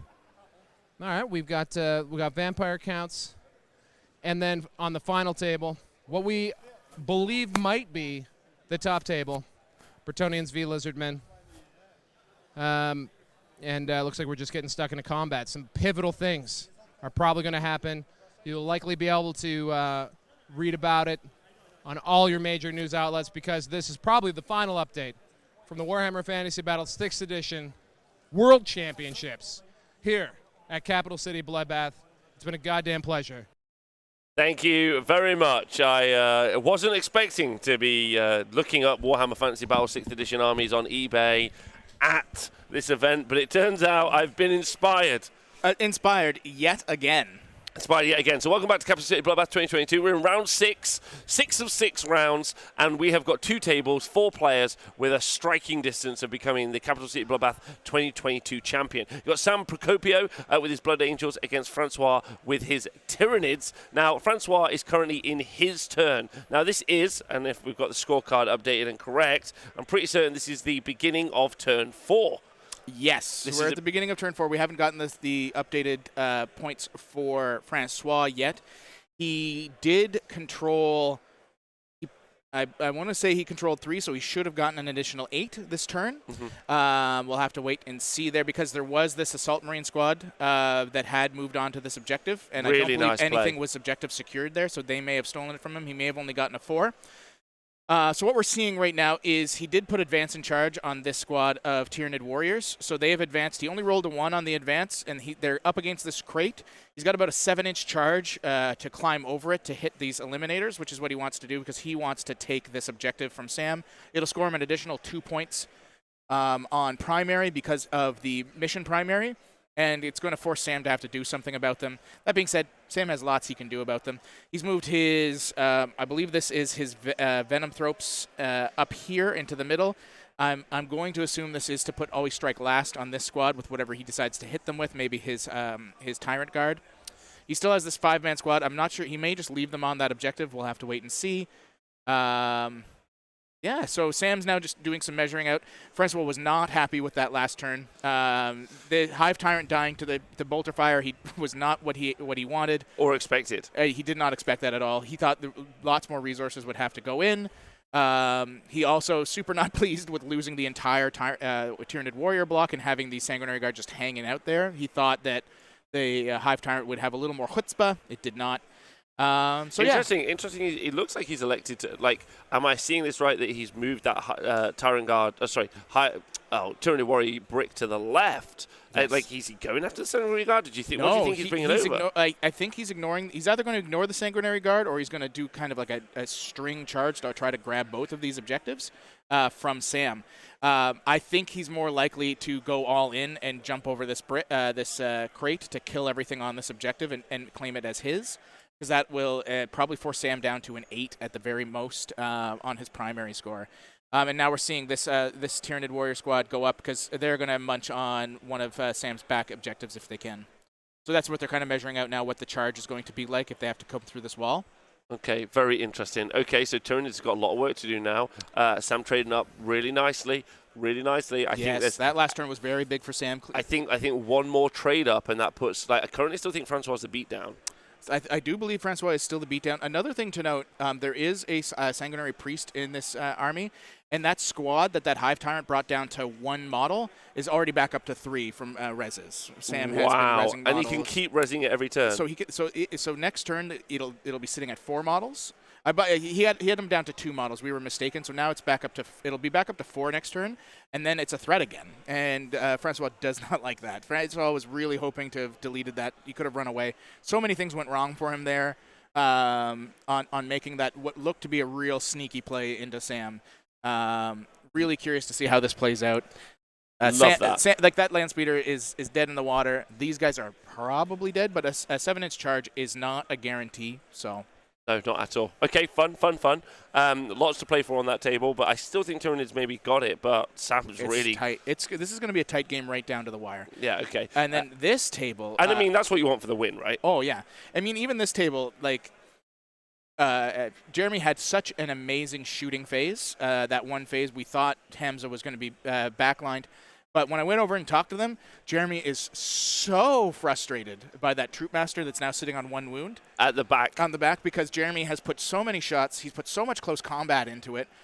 And they're both laughing at the fact that it was the close combat from that one Armiger Helverin that's done the most damage to him. Like the weakest thing, really. The weakest thing in close combat is and heavy stubbers. So it's actually silly. Jeremy up by 20 points right now. It is Hamza's turn. He is putting damage now on the big knights. Which he's going to put quite a bit of damage. I think the Knight Errant that we're seeing at the top left-hand corner is close to dead. Like, it close to dead. He took a lot of wounds in the previous turns. If I remember correctly, or I'm wrong. People had said he was down to 5 wounds remaining. We'll have to get an update to be sure if that's the case, because I don't see any dice there anymore, so I'm a little interested in what's going on. It looks like Hamza fire and faded into...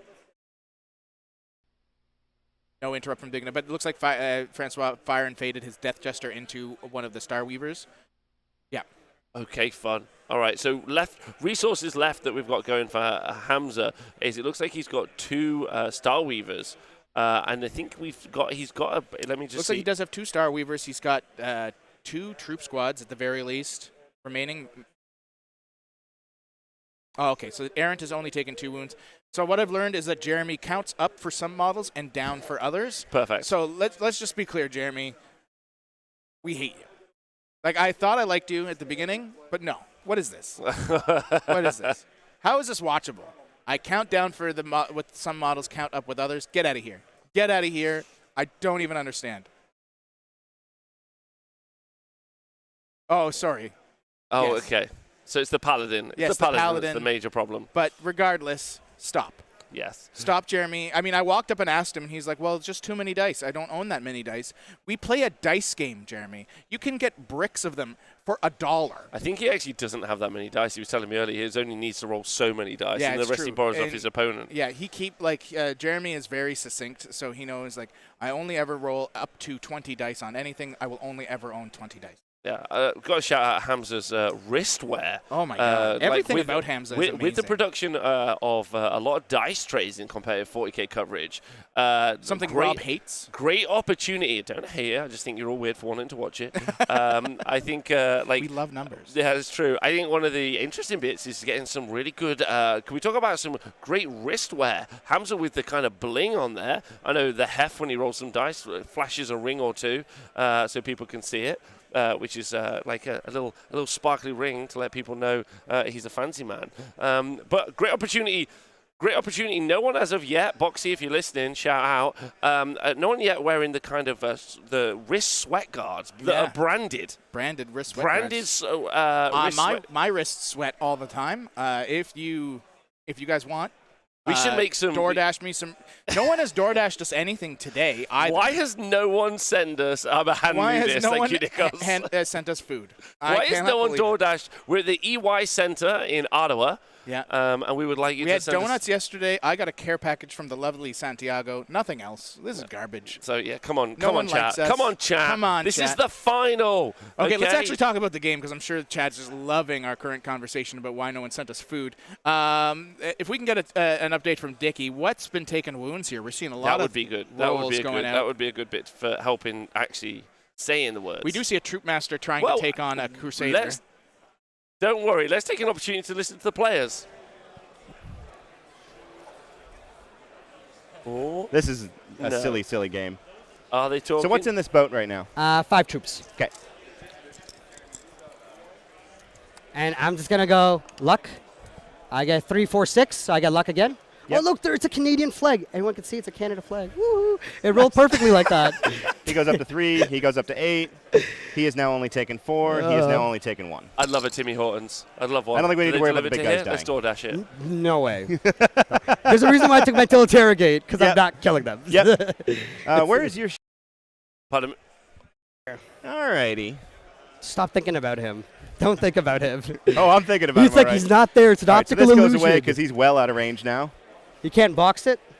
He's the Vox guy. He is the Vox So guy. I could Crusader, but I prefer the +1 to wound on them. Yeah. So I go up to 3. Even though the Troop Master lived through all of that, how annoyed am I that he still died from an explosion like that, eh? He lived through. He had an 8-inch charge. He didn't even need to be within 6. What am I doing?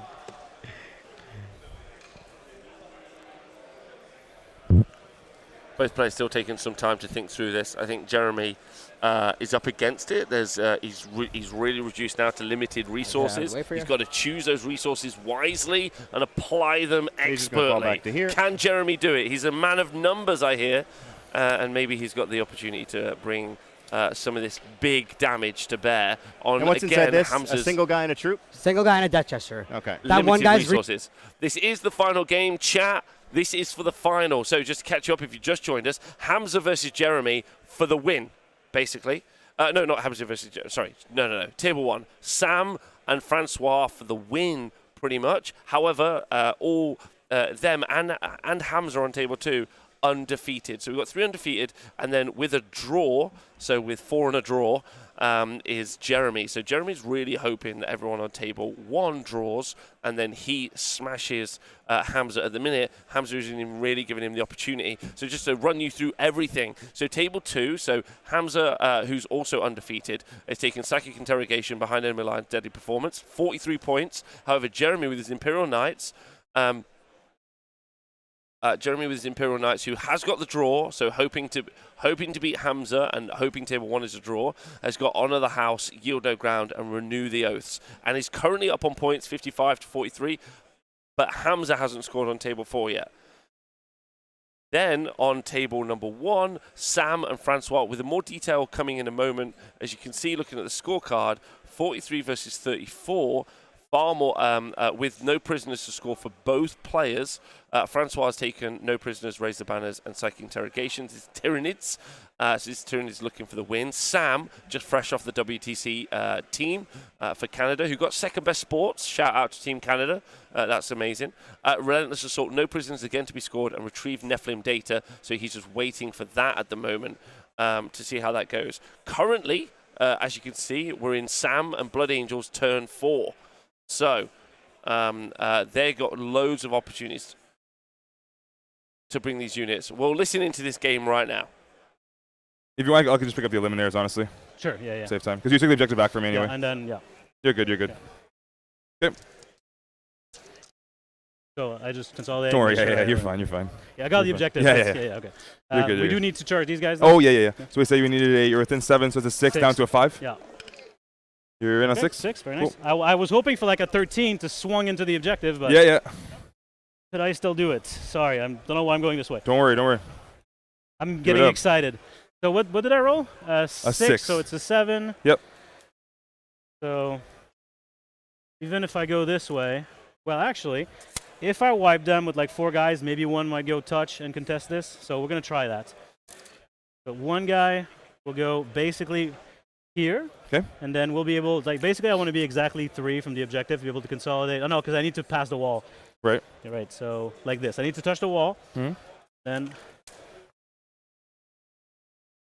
So, catching us up in this game, Pete, pretty swingy game for both players. Big moment, the Hive Tyrant dying in the middle to Bolt of Fire, and with Sam trading up in the previous turn. How is this turn looking? This has been a really great turn for Francois. He got off all the charges he needed to. His shooting was killed exactly the amount of models he wanted to, because he was a little concerned that he was going to kill too much and he was going to screw up a few of his charges. But he managed to only pick up 2 of the Sanguinary Guard in the middle, allowing his Hive Tyrant to get an easy charge onto them, only needing a 4. He needed a 7 onto the Eliminators. He got his 7.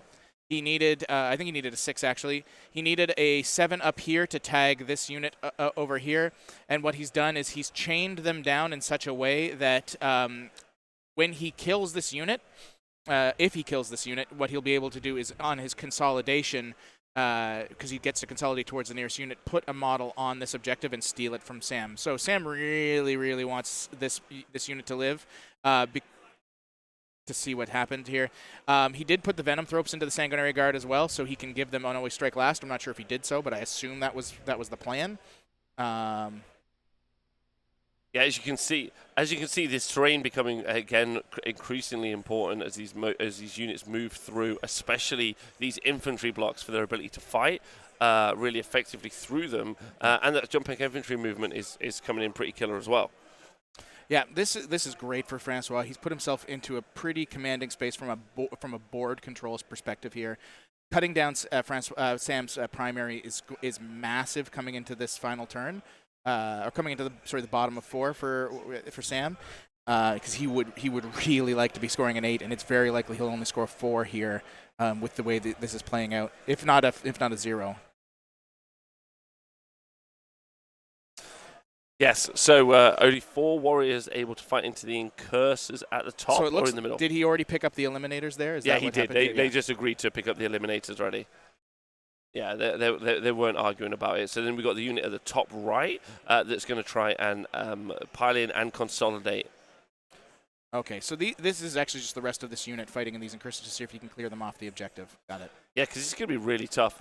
Don't forget, at the very back, there's a unit of Sanguinary Guard that now is back up to a unit of... No, there's 2 units. There's 2 units of Sanguinary Guard at the back. Only lost 1. Oh, so it was the squad, and he only lost 1 incursor? And there are 2 units of Sanguinary Guard in there. There's our unit of... Yes, there's a unit of 7 and a unit of 4. Yeah, there's a unit of 7 and a unit... It'll be 4 next turn. Yeah, unit 7 and unit 4 at the top. That's real. Like that losing only 1 model is really good for Sam. I'm not sure if they measured it out properly for that consolidate to get onto the objective. It doesn't look like he did. He did mention it. He mentioned he was going to try, but if he needed to kill this whole unit in order to be able to do so. Oh. So so because he only killed 1, he would, if he consolidates, he gets closer. Yeah, that's big for Sam. So he's going to at least get his 4, if not 8, anyway, regardless of what happens here now. He'll get 8 because he'll hold both of these objectives no matter what now.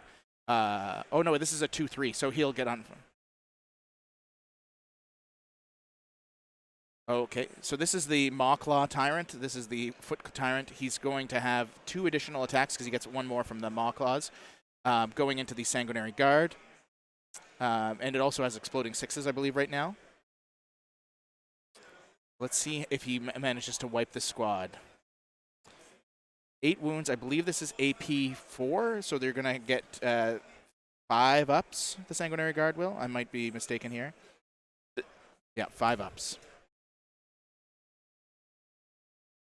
He passes 3, 4 guys die. He has 1 remaining. Again, Killer wiping a Sanguinary Guard out to one guy. And we talked about this at the beginning of the game. I said Sam has done a very good job in every game I've seen him play of never having a full Sanguinary Guard squad wiped. He almost always has one guy remaining, and then the next turn he just walks away and lives his best life. Now, in this case, the Venom Thropes can pile in and probably get a couple of attacks in. Venom Thropes aren't the greatest in combat, but they may be what finishes him off if he chooses to do so. If he chooses to just have one, maybe he's going to try and make sure he removes only the right casualties. Yeah, so they're just talking out right now, Francois being so disappointed because this would have been a big 4-point swing, not being able to consolidate onto that objective.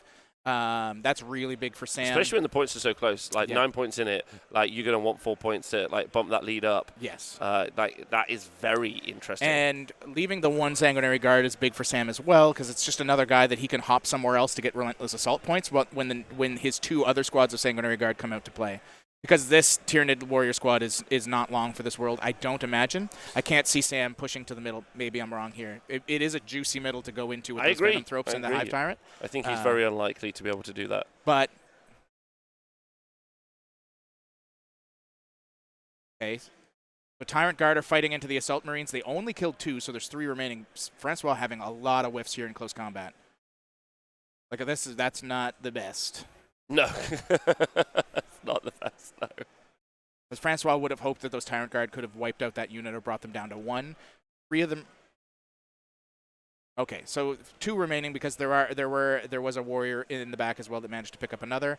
I think that was Neurothropes actually probably that punched him down. But regardless, that's what 2 Assault Marines remaining back there. 1 with a Lightning Claw. They're not going to do a ton of damage, but you never know. It's a lot of attacks. Okay, so just should we take a moment to look at table 2? Yeah, let's cut to table 2 real quick because that game is so interesting.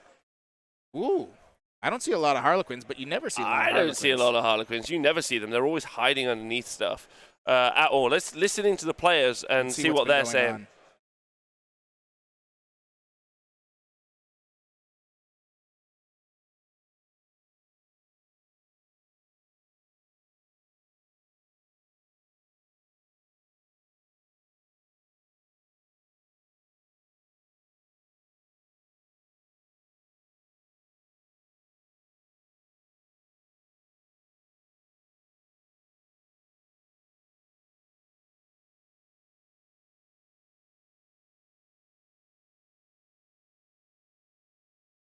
Yep.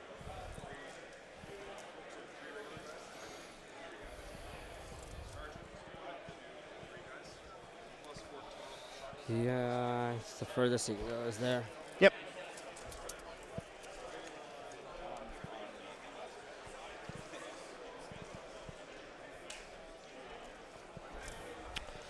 And then we got this stuff I want to. Burn away. That's the last I don't know if I really want to, Starweaver left I think you get your alive, last interrogate for points. hiding from that's nothing. what I'm and then we die. do have a Troop Master trying to deal with 2 Helverins. This is a rough scene, boys, for Hamza. Them down that last shooting phase was they have no way of absolutely staying safe. murderous. Exactly. Yeah, so he'll just give me my behind enemy over here. Yep. Because he doesn't want to get bonked to death. Yep. Yeah, let's do it right there. So this really now looks like it's Jeremy's game. That last shooting phase, brutal. I'm hearing that the rest of the bikes were pulled. There's only a couple of troops left trying to grab as many objectives as they can. He does have a Death Jester kind of, like basically Hamza's doing everything he can to score as many points as he can, but he's definitely run out of resources. It'll be super surprising if he can pull himself out of this. I think Jeremy's math kind of mathed this army to death. How do we do this one? I think it's just going to have to be a simple interrogate. So we're getting the scoreboard updated right now. 59-45. All right, so we're going to go to interrogate. We'll be moving into turn 5 shortly. And you're on 2 CB right now. Yeah. Let's cut back to table 1 because that, I think, is the more interesting game. And let's see what's going on over there.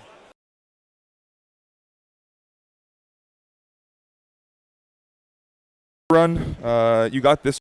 We're going to cut to the player mics here because this is pretty interesting. They're just scoring up their turn 4 for Francois. So over to me, I got 4 primary. Yep. Okay. I'll spend my one CP already just to move these guys into reserve. Sure. So no more CP? No, I went up to 2, back to 1. Yeah, okay. yeah. Because I was at 2, and then what did I spend on it? Transhuman. That's right. Okay. I was at 2, transhuman, because I figured it's either transhuman or an interrupt, and it's like, it is what it is. Transhuman was a better choice, especially given my rolling. Yeah, and like you rolled a bunch of 2s and 3s, so it's like. Yeah. Like I said, I don't want to blame dice. It is what it is. No, of course. But like you can't help. I played my game. I think I played well. I'm still in still it. If 100%. If you whiff this turn, then I agree 100% with you. Oh, and I did gain a CP just now. Yep. So what we're gonna do is. And I'm having fun. This is a great game. Yep. Oh, and this guy, of course, would boom. These guys are gonna come over here for Chapter Master. Yep. Because I need you to go down to 0 CP so I can come in and try and do damage. I know you have Catalyst here. Yep, Catalyst. So it's like we have to roll the dice and just see what happens. Yep. But it's like kind of just it's just we're at that point of the game, right? Yep. Well, I expect now this will disappear, and then my game gets real hard. Well, we're gonna find out. So I'm gonna be 2 inches back of here. Yep. Crazy enough, I think the librarian has to go over here and help out now. Actually, you know what? Sorry. If you get within 3 of the mines, they will explode on you. No, of course. So librarian's gonna jump over here. Okay. We're gonna try and get null zone off. Okay. Because you have a 5 invul here, right? No. Oh, you don't? He's going to go over here. Jesus Christ. So from the point that he was at, oh, my God. I was like, for sure, right? Yeah, unless I casted. No, I didn't. No. It's Catalyst, yeah. Sorry, that's my fault. Okay, these jabronis are going to move over here. 12. Mm-hmm. It's fine. I just need you to roll like I rolled last turn. And then we'll. So yeah, so this is the go time, turn 4 for Sam. He like as you heard them talking here, Sam. From a dice perspective, Francois feels like this is Sam's game to lose now.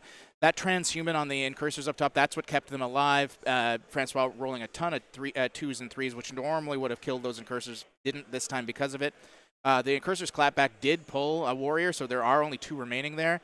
So I believe we're seeing that chapter master of Sam's going out to clear those off.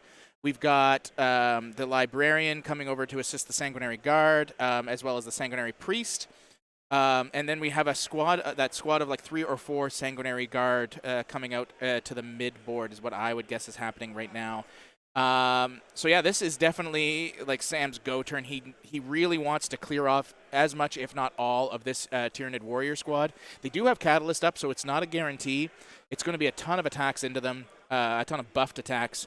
And like Francois said, if all of this is cleared out, Francois' turn 5 is going to be brutal, and Sam's going to get a pretty big end of game that will probably put him over the top.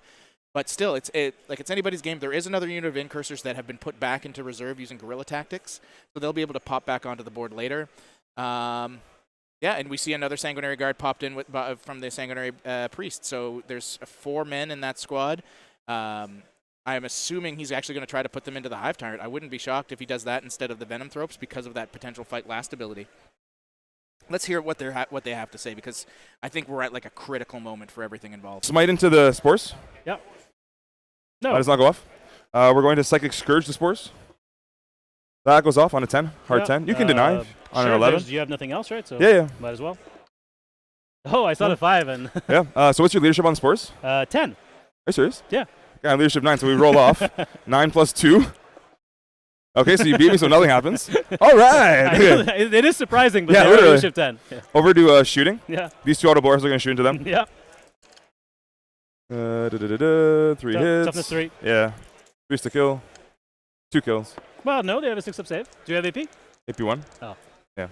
Why you got to be like that, Sam? Because reason. Oh wait, no, sorry. These are auto bolt rifles. You So do have 6 ups. Sorry, yeah. you do. That's what I thought. Sorry. 2 6s. In my head, yeah. Oh, hey, there's one. Nice. Hey. Librarian into them. Hits on a 2. This is 2 to kill, so AP 5. Okay. Yeah. There we go. Over here, 2 Inferno pistols. In the invuln turn, they get invulns. Do they actually? Yeah. That's ridiculous. We'll shoot 4 pistols in combat over here. Yep. 3s. 5s. Nothing. Then we're going to shoot the priest. There's nothing because he's not even touching this. That's my bad. Over here, we're going to shoot everything into this. Yep. So 2 Inferno pistols on 3s. 2 hits. I'll slow roll because I want to CP roll one of these. So 4 up. Nope. 4 up. 1. Okay. AP lots. 4 up. It's D6 plus 2. Do I have a better use for the CP? You have 1 CP left, right? Because I can't fight on death. I can't -1 damage because you're going to hit me with the big unit. No point in doing it there. I'll just use it. Okay. Nope. D6 plus 2. For 1. I'll spend a CP on this. Okay. Plus 2. For 5. Oh no, a 1 into a then, 1 on that damage roll. The last bolt gun guy there, I may as well shoot him. We Double re-rolled it ones, like Chapter Master. 2 hits. I need 6s. Your TV 8. 6s. Nothing. All right. So we're going to go on to shooting here as well. Inferno Pistol from the captain into them. He hits. I need a 4. He wounds. AP 5. Just goes through. D6 plus 2 because I'm within range. But that so just kills 1. Just kills 1. Oh, I do have Catalyst. So oh, yeah. 4, so 6. No. Okay. And then the bolters. 1, not rolling 2, that. 3. Sorry, I got you. 1, 2, 3, 4, 5, 6, 7. We're going to be hitting on, hitting on 2s, because my warlord's there, rerolling 1s. I'll hit. And then 5s to wound. Yep. 1, 2, 3, 4, 5. AP 1. AP on this one? Yeah. 5 ups. so Save 4 1. and Catalyst. Oh, yeah, Catalyst. Yeah, you got Catalyst. May as well, right? Nope. So, okay. That's No, another one. with the way I'm rolling, I might as well not have Catalyst. I know, right? I know. So I'm going to charge. Sanguinary Guard. Actually, Librarian's going to go into his Warriors. Sure thing. Okay. An 11 will definitely do it. Gonna go over here. Yep. We're going to put the Sanguinary Guard. So, Sam's moving real quick now. He's off into his charge phase. He has pulled, I believe, 2 of the warriors from the squad already, even through Catalyst, just from shooting. That's really big for him because he really does want that squad gone if he can help it. This is going to be 35 attacks from the Sanguinary Guard. I believe the Chapter Master is still nearby. No, he brought the Chapter Master over here. I was going to say they'd be hitting on 2s otherwise.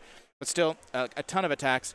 He's got this squad of 4 Sanguinary Guard that he's going to try to put into the Hive Tyrant for sure to see if he can clear off those remaining 6 wounds, because that'll be a big deal for him if he clears that off. He does have a Sanguinary Priest that can also make the charge, but just in a Chainsword, I'm not sure if he's willing to risk it. And then he's got characters going into this squad. So this is real big for Sam. I think we should cut to the audio here and see exactly what. All right. 2, 4, 6, 7. So I just need to be really lucky. And these are damage 2, right? Yeah. So I need to make 4 of them. Make 4 of them. No, because I've got 6. I need to make 5 of them. No, there's 7. 7, yeah. 7. All right, here was nothing. Yes. Hey, nice. Yes. That was huge. Yes. My luck is coming back. Does he bracket or anything? Wow, that's well, huge. He's middle bracket now, yeah. Cool. So over here, we're going to swing with the captain first.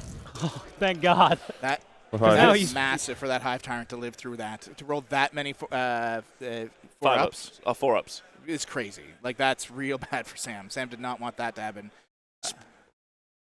So especially because he's going to be able to return fire into that unit now. Yes. Like he would have much And that preferred is to the lift much it. weaker unit that'll probably just die because he's only on middle bracket. So that's really going to reduce his resources pretty significantly there. At the same time, he'll be hitting on 4s. I believe Sam does have 3 CP remaining, so he could transhume. I know he can't transhume in the Sanguinary Guard, but he'll be hitting on 4s, so it's not a guarantee that they'll die, but it's not good.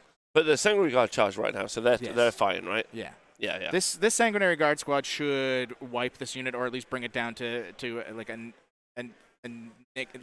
almost nothing. The only thing there will be the obsec will be very big for Francois if any of these guard live. It's just keeping these. It's keeping these. That's the problem, right? Yeah. Keeping them on a 4-up because again they're transhuman. Yeah. Okay, so just roll low. Roll low. Let's hear it. I mean, it looks like he had 25 or 26 hits. 4. Oh, that 6, looks like enough. 8, They're not. They might 10, get 6 ups against this. 12. Oh, they'll get their catalyst. 14, but I'm not sure. 16, 18. Okay, 18. So 18 and then you can do your catalyst. I'll shoot. 36 Come on. What's the other way? He has 36 wounds with no Yeah, okay. saves. Oh, we'll finish. So Yeah. This is the 18, so Yeah. it's 2 damage each, right? Yeah. Okay, so we'll take 2, add 2. That's 4 damage on a guy. He's alive on 1. Nice. So we take another 2 damage. Yep. No, just 1 damage. just 1. Yeah. Sorry, 1 guy. He's dead. He's dead. Yep. Now we'll take another 4 damage. Yep. He's dead. Another one's dead. Take another 4 damage. You might have 1 or 2 remaining. Goes the other way. He's dead. dead. Sorry, not to get confused with those ones. Another 4 damage. Yep. He's alive on 1. Yep. So then you can eat one of those. He's dead. He does. He's dead, and now he's just probably very Oh my dead. God! Yeah, that's super dead. Yeah. I'm not gonna bother rolling. Solid this way like this. He does do it. Great. So that's That really was good for too Sam. Clearing off that objective. Unfortunate for Francois. I think he already escaped with the Hive Tyrant in the middle, so I think that he's was going a to be big happy escape about with that Hive Tyrant. That Hive Tyrant should have died on dice, but that's dice sometimes. So it's amazing how much these Blood Angels have been able to like trade into these warriors, and they've done really well, to maintain. So they're going to be super happy about that. Yeah, and we're seeing the Incursors and the Chapter Master finishing off the warriors in the top right. I don't see it living. Maybe, I mean, you never know. Yeah. Interesting. So what do we think? What do we think Francois got? Oh, as is there a still a snapback? warrior left up here at the top right? Yeah, there is. Yeah. Yeah, I think I don't know. Yeah. There's definitely a warrior up there. The base is the same. Yeah. And so we have the Hive Tyrant attacking back into the injured Hive Tyrant attacking back into the Sanguinary Guard. See how many damage get put through.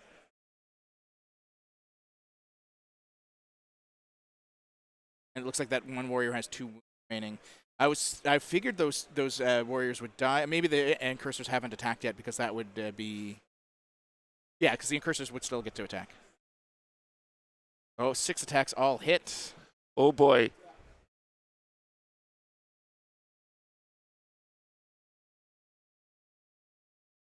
Wipes the unit.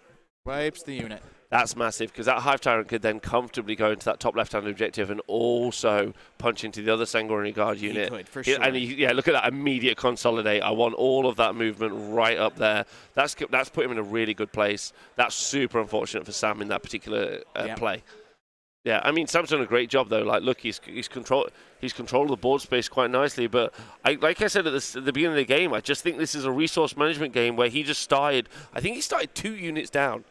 Yeah. Like, he traded well once into the Hive Tyrant, but then I think that's just brought it back to -2 again, in my opinion.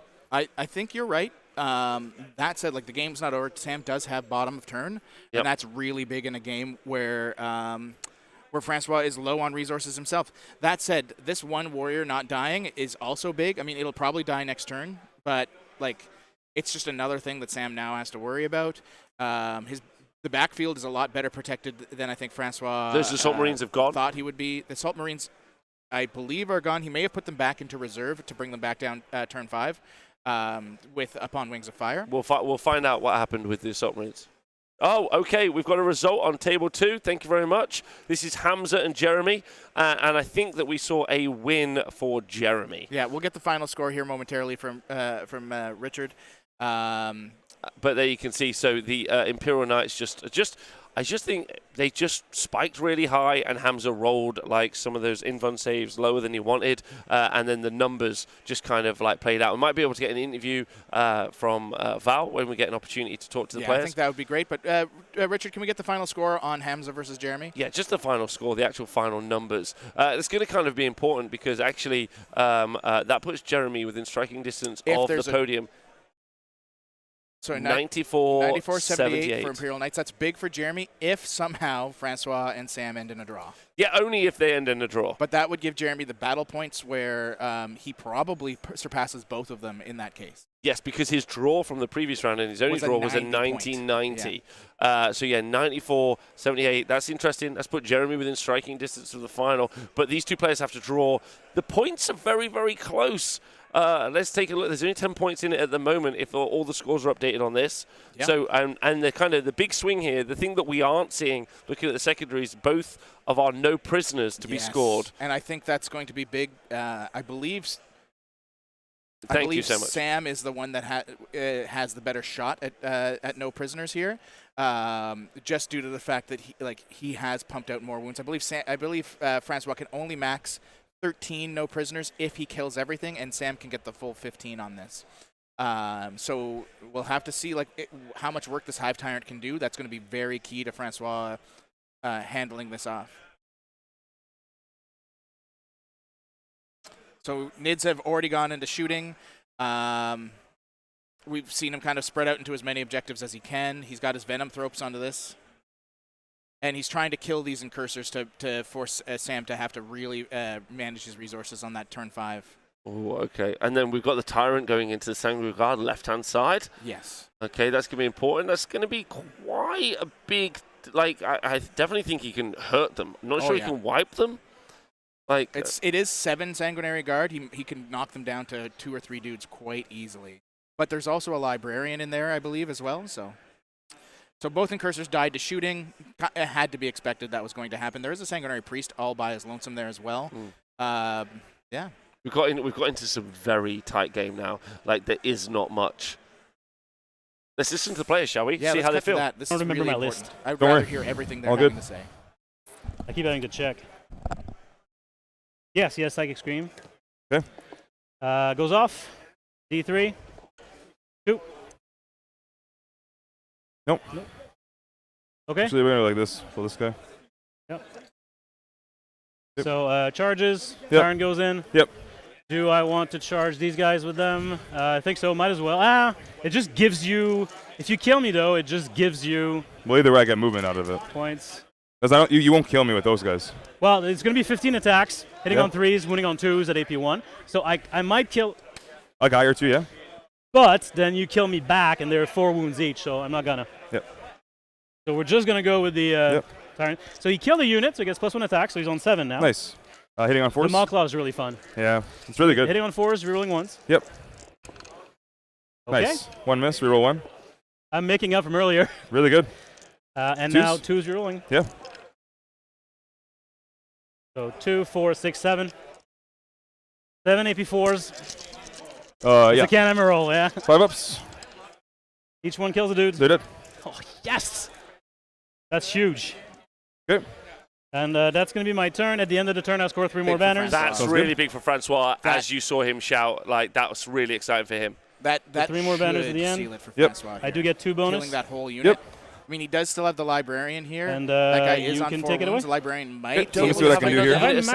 Not quite, no, right? we don't. No. He's lost all of them now. He's lost them all. He does have an Incursor squad that can come back onto the board with guerrilla tactics, I believe. And I'm not sure if he, upon Wings of Fire, the remaining 1 or 2 put the clock Assault away? Marines or not. Yeah. That would be the only thing. Because you only have 2 minutes, but I have 16. I'm giving them to you. Francois' gain. Yes. They're just talking out time. There's 18 minutes remaining. Francois doesn't want this to come down to a clock out on Sam, so he's just letting him go. I can get swell. Yeah. From Francois. From Francois. Now, they did do a lot on Sam's clock as well earlier, so it's kind of like my objective. It's just a very nice thing of him to do. My objective. We're going to have to see how many objectives that walk in. that Francois, he was about to run out of time, but I gave him mine. There we go. Here we go. So we see the Incursors come back for Relentless Assault into into his deployment zone. Okay, so points-wise, just taking a moment to look at this very tense game towards the end. Francois, 20 points up. Yeah, thank you so much. Yeah, so no prisoners is going to be a big here. Sam can max his primary, I do believe, if he's careful with his movement and he gets some decent advances, which would put him at 50, possibly an additional 4 because of the second primary. So possible 16 on that, and then it's can he get his Relentless Assault and what's he doing on no prisoners. Which was why we didn't see the Venom Thropes do any charges, because he didn't want to sacrifice the 12 wounds that those Venom Thropes would be worth. For no prisoners. For no prisoners, yeah. Okay, so down to the wire. I mean, like the shout that's going to happen if this ends as a draw from somewhere else in the room. Somewhere else in the room. So 20 points drawback, and as Pete points out, we've got 2 scores to come in. One, Francois's got to add his no prisoner score to his total, and then Sam's got to add his, as well as everything he's going to score. So this is going to come down to moments for working out. Board position, though, it's just about moving onto all those objectives now. I don't think there's any charges. Let's listen to the players. We're going to go read it, but I'm very confident. Yeah, can we confirm that? I am very confident they only come down in command phases. Yeah, sorry, I really would like to know that. Yeah, of course. Raise banners high. The banner is removed if your opponent controls the objective.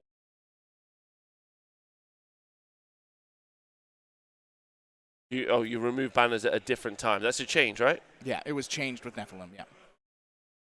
Okay, so that would have been something that Sam would have wanted to do in the command phase? Yeah, if we pop to those secondaries. Sure. Oh. Yes, because what Sam was hoping to do was pull down a couple of these secondaries and remove 2 points from Francois. Interesting.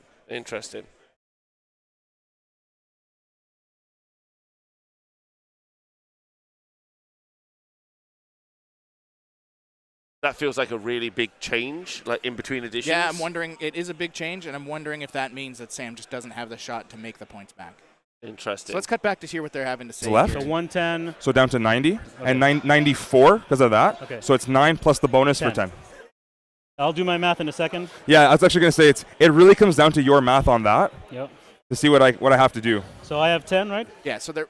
So I get 10 no prisoners? Yep. They're working at no prisoners to see how many points Sam has already gotten. Okay, He knows and, that Francois got 10 on no prisoners so right let's now. see. And Let's if- count, if- okay? Count depending with on me how because my many math is... Yeah, of Sam course. already got, Okay. that'll determine what he So needs to that's kill in order to either make this a draw or a win. If he can even do that. 15. Yep.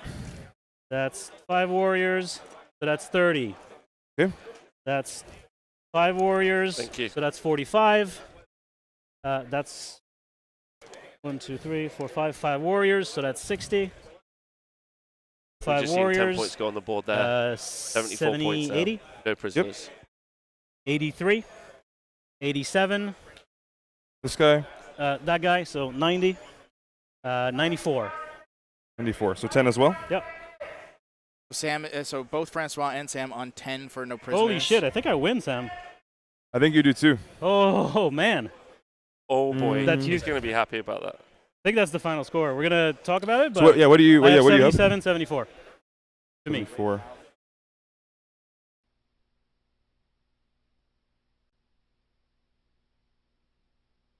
I mean, this is pretty exciting for Francois. Francois ever picked up a big title before? Do not believe he's won a major before. Oh, I He's mean, definitely put up some big numbers. I believe this would be his first major.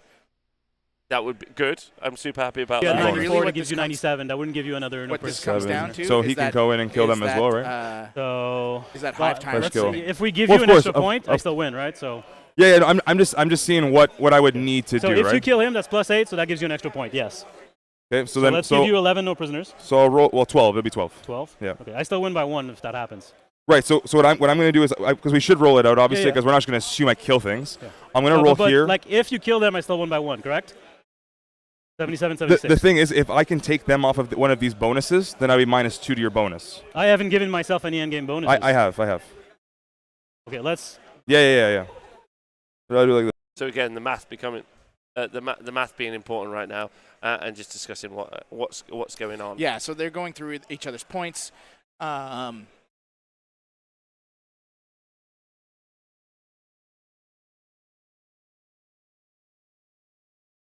So yeah,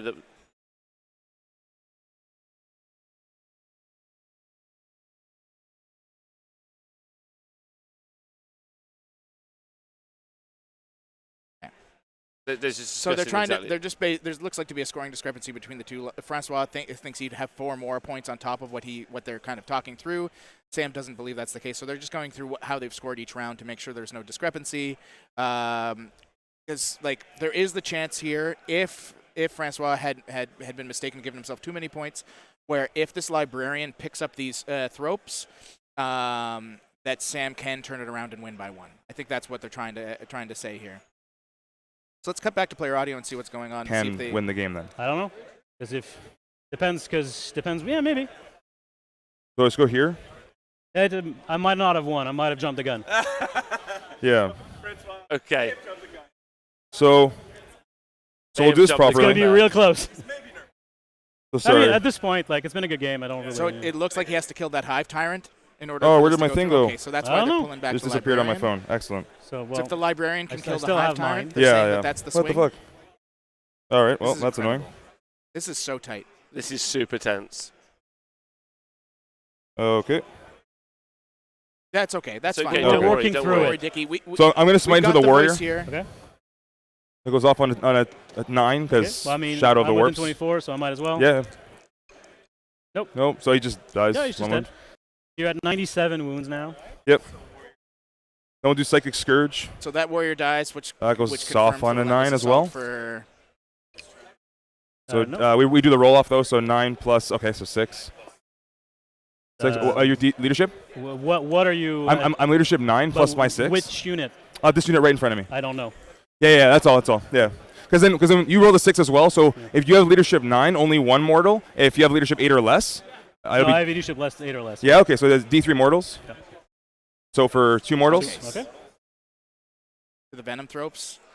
So does Priest he will have throw to the kill crack the grenade. tyrant to get to win? He needs to kill. I believe he needs to kill Hits. at least one of these Venotropes Does not and wound. the tyrant. All the to get bolters. enough, 1, no 2. prisoners. So he's 3. playing into the dying moments. Yes. Literally Into nothing the, guys here. left on the board. Priest, I ignore minuses to hit. Yep. Do T4, 5? 5. 5. So Fives. all the We shooting got is 4. going into those AP1. Venotropes to try and kill them. If he kills them and then kills the Hive I say Tyrant 1. with a So 2. Librarian. So that gets me over the hump. That's That a gives lot. you, That's No, a lot, 2 but I wounds hope went it's through gonna killing work. the guy. Oh, Yes, so the but- Venotropes are dead. Only or 2? at least Yeah, I just I killed one I guy thought and the they other were- guy. they were No, yeah. wounded. Okay, yeah. So that gets me to 12, so I don't care about that anymore. That gets Okay, you. so- That gets you to 10. 10, so 12, and yes. yeah. Then Inferno Pistol here. Sorry, I'm getting Hits. spoken to by a lot. So Inferno he's at 12 Pistol. on no prisoners now. And now it's about can he kill this Hive Tyrant? Inferno Pistol fails. It's not for no prisoners, Nikos. I believe this is to clear the objective. Yeah, it's to clear the objective, yeah. Because then he gets a bonus point. Because then he'll get his max on primary.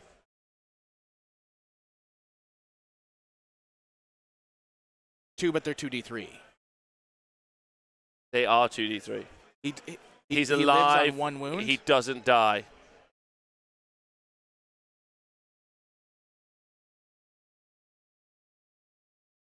So wow. Francois wins by 1 Holy point shit. with 1 Yeah. wound remaining on that Hive Tyrant. That's crazy. 77, 76, that was 1 awesome. point. Oh, man. Great Oh. game. Bring it Great in. game. That was crazy. Good game, man. That's fantastic. That was crazy. Absolutely Oh, man. amazing Yeah. stuff. Uh, What an I didn't know you incredibly could. tense I didn't know you game. could take. You can't take banners down I've anymore. such- That is such a tense game, and amazing game between two great sports as well. Two great you heard sports. Francois say, like, you can have some of my time. Like, There were takebacks on both sides that were very minor, but still very important to the game. You know, forgotten charges for like slight changes to how. but don't listen to us. Don't listen to us. We'll let's talk cut to about the- it. let's do an interview. Let's do an interview. Let's talk Stop to the looking at guys me, right I'm now. ugly. Let's go. Just like real sports, we're going to shove microphones right in your faces. 77-76, guys, for Francois. Congratulations on a really amazing final round. You played like, I hate using the word, but it seems to apply, gentlemen. Thank you. Thank you so much. I'm amazed. This was, I think, the best game of Warhammer I've ever played. I concur. That was incredible. He pushed me right to every moment of every minute of the turns, and I was just like, you saw when I walked away from the table just to think, and it was like I was stressed in a good way. It was awesome. I have a giant headache now. Yeah. You pushed me real hard too, my really friend. good That was game. like incredible. Yeah, awesome. Well, I mean, that's very fantastic. I mean, the other tables also did a nice job of getting out of the way, so we do have a sole champion. Hamza went down. Okay. So, Francois, you have taken the sole position, first place, Capital City Bloodbath. How do you feel, sir? I could fly right now. For the record, you can't. No. So this happens to people on drugs as well. So, like, just so you know, that's just the adrenaline and feel-good feelings. And particular highlight from the final round for you. Oh my God! That one turn where all of a sudden my Hive Tyrant, my walking Hive Tyrant just could not miss. He was hitting on 4s, and I just rolled a ton of 4s, and I just mowed through Sandguard. That won me the game. Yep. And I mean, obviously only a 1 point behind. I don't want to say what was missed, but you know, what were your highlights? What do you feel like went very well for you? Yeah, I thought I just played my game, kept it consistent, and the fact that I was able to keep it, within 1 point to lose. I mean, yeah, it does sting a tad, but the fact that you're losing to Tyranids, Leviathan Tyranids on Tide of Conviction by 1 point, I can't, not think I played poorly. So I think I did my best, and he's a great general. So I mean, no one I'd rather lose to, honestly, in the room.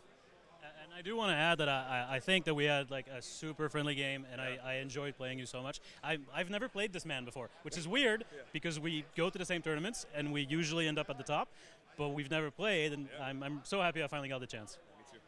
Well, and you did it in spectacular fashion. Perhaps we will see it again. I would like to personally thank you for being a Canadian to win Capital City Bloodbath. We didn't have as many Americans as usual this year, but it's been a while, so you brought it home. Yeah.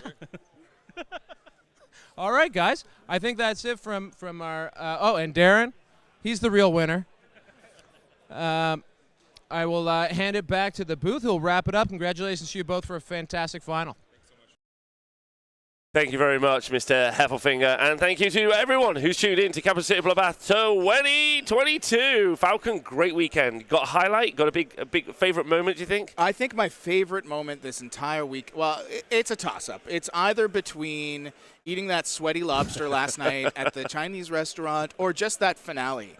I always get goosebumps in a top table game when it's down to the wire like that, when they're both counting points, they're looking for everything they got. It comes down to effectively one wound on a Hive Tyrant as to how this game is going to play out. That's huge. A Hive Tyrant that survived getting brutalized by 4 Sanguinary Guard that should have died, and then went back and killed 11 of them on the clapback.